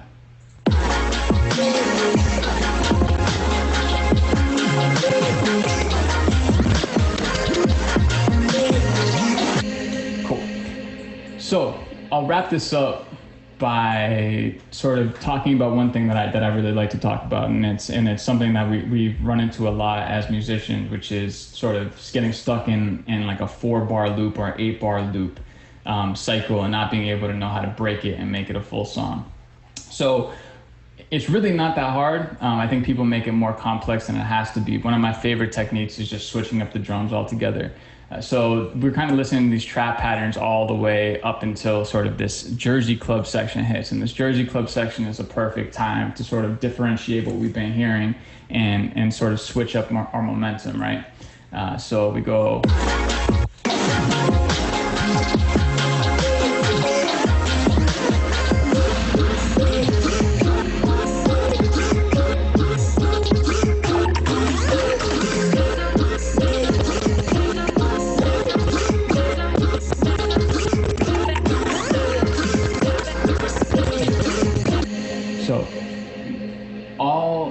really is just taking the same sounds and altering the pattern. And even removing some sounds, adding other like pieces here. Sort of like little fills.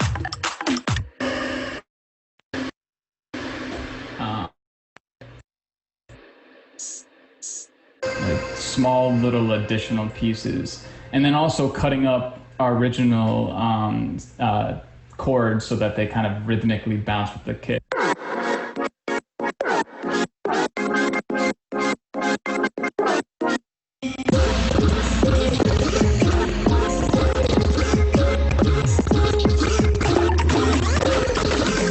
Struggling to play it again, but that's basically all that I did to make that change happen, is just sort of add a couple more things, change the drums up, but it wasn't much more than that. I didn't have to like bring in new sounds. I just sort of added to what I had that already existed there to keep everything in context.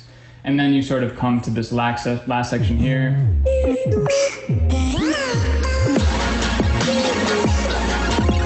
And it gets a little bit bigger, and the only thing that makes it bigger is these same chords with an arpeggiator going.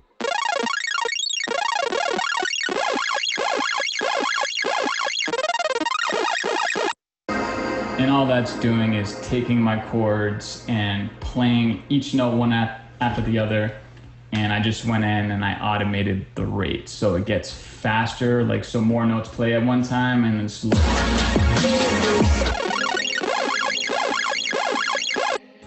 As it shifts through this is these like different little pieces right here is called automation, and it's changing the parameter here. So you can see this kind of going up and down.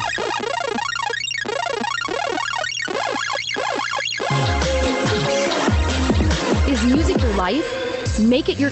So, I would say that's a track, and it gets this is more advanced than I typically like to get. I like my stuff to be a little bit more organic. I make a lot of just boom bappy type beats. I don't want to say lo-fi because I can't stand that term, but I tend to not get this involved with sort of automation, and I try to let the feel of the tracks kind of go a little bit more and take it more than I am interested in kind of creating all these flourishes in my music and stuff. But it certainly adds dimension, it adds depth. So, and every single DAW has this. Bandcamp has this, Pro Tools, Logic, yada, yada, yada, Reason. They all have the capabilities to do what I'm doing in here. And we're looking at this now, and I have a lot of virtual instruments, but I typically make a lot of music just with the stock stuff in Ableton. Same thing with Logic. And same thing with Reason. There's really a lot of functionality and really dope sounds that come within these programs, and they're relatively inexpensive these days. So it's really about what you can do with what you have that's more important, and making things sort of come to life with the attention to detail if you want to go that deep into it, and allowing sort of moments to breathe and creating negative space like I was doing up here by sort of taking sections away, adding sections back in, and that's just doing subtle stuff by changing drum patterns here. All of that goes a long way into creating a song. And then of course all your post-production stuff, your mixing, which is a whole other story and a whole other skill set. But yeah, I would say that's pretty much this beat. You want to unshare your screen real quick? Thank you. Thank you, my friend, for walking us through this super dope beat. It's wild how ridiculously complicated it sounds when you hear it, but you broke it down in 30 minutes, which is word. Really dope. But thank you. Is there any last thing you want to leave off? Any projects coming up, or any last word of advice you want to give to folks? Yeah, I would. Projects. No, I've been just creating, and it feels good. I haven't really been creating with any purpose, which has been nice. But I do, so eventually some projects will come out. But I will say, more on like advice terms, that really there are no limitations to what you can do with music. And like, if you're sort of like blocked for starting to get into music, is that you don't know how to make music, or you don't know how to read music, you don't know how to play music.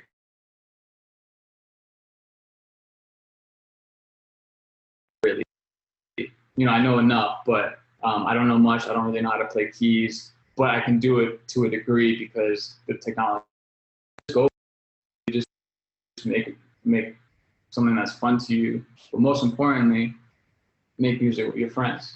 The best thing that you can do is make music with your friends. That's it. That's all I got.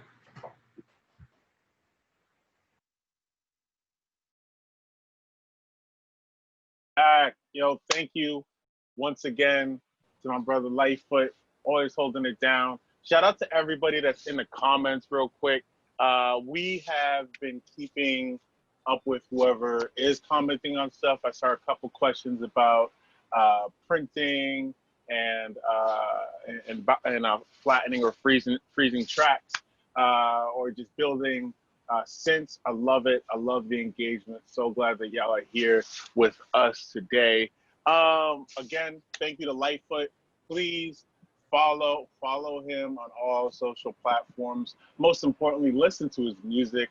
Like, just look up Lightfoot. You spell that how you think it is. Not light like light iced tea, but we're talking about light, like the light that comes and radiates every time we hear his music. So again, thank you to Lightfoot. Please make sure to check him out. Check out all of his work. Let me tell you what we got coming up. Hold up. Let me pull up a screen real quick. I think, if I'm correct, our next session is filmmaking. Yeah. Monday. Next session. Oh, snap. Tim, you here too. I am What's here. up, Tim? I heard some giggling. I was like, who's giggling in my ear? But word, yeah. Next Monday, September 17th, we will be talking about film. Doing the same thing we did here, except we're bringing it over to the cameras, behind the cameras, in front of the cameras, as much as we can achieve in 1 hour. You know I'll be there, as I will be every week. Thank you again for tuning in. Make sure to spread the word if you've been enjoying these workshops. Hipstoric EDU is a new thing we're trying out. I'm very grateful to our partners over at Zone 3 for giving us the opportunity to put these things together. We really hope y'all are getting something out of it. Yeah, and speaking of films, just as a quick shout out, definitely go to our Instagram and our Facebook page and check out.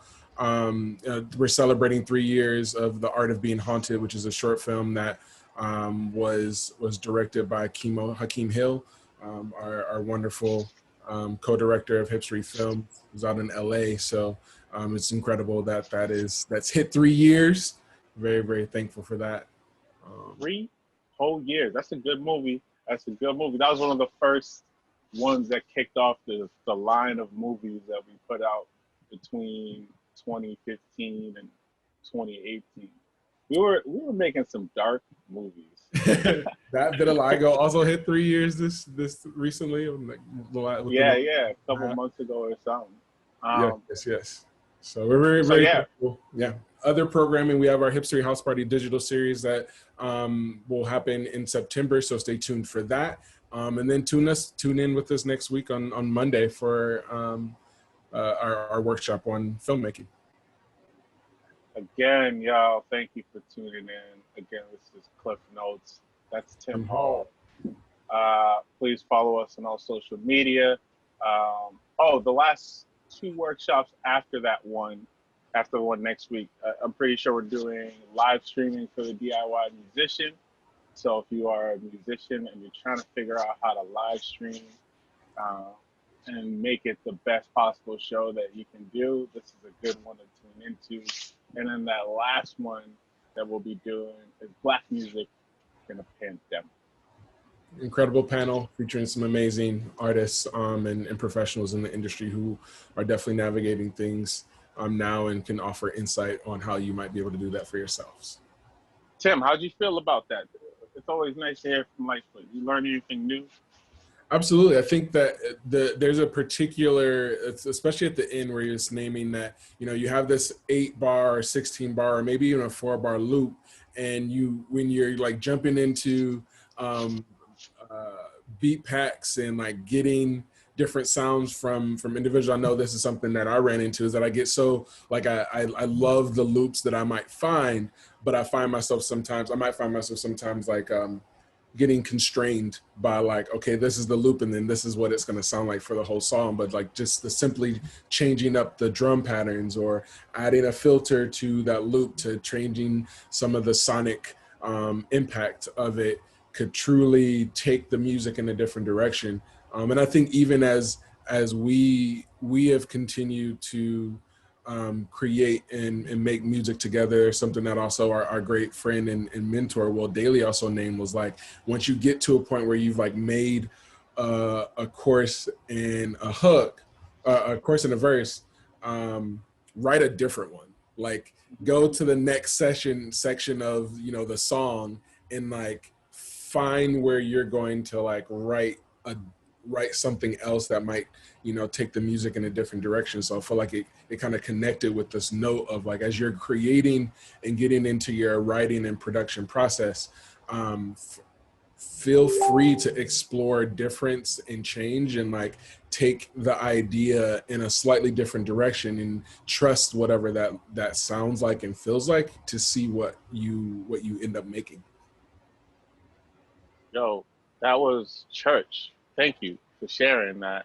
Definitely shout out to Will Daly as well, big bro for sure.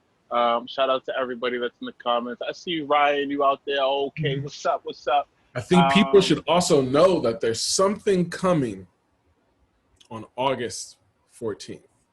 I don't know how there's something I continue coming. to forget. I was ready. I was like, all right, peace, y'all. There's something coming on August 14th. Cliff, how about you tell them what's coming? August 14th, new EP from me. Yay! New music, new sounds featuring myself and my brother D Phrase. Available on all platforms, including this one we call Hipstoric. So make sure you check it out, spread the word, do the same thing with this show. Tune in again next week where we're talking about films and going to film school. Not actually going to film school, we're going to create our, you know what I'm saying. Anyways, thank y'all. You know me. All right, y'all. Thank you. Peace. I'm signing off. Peace.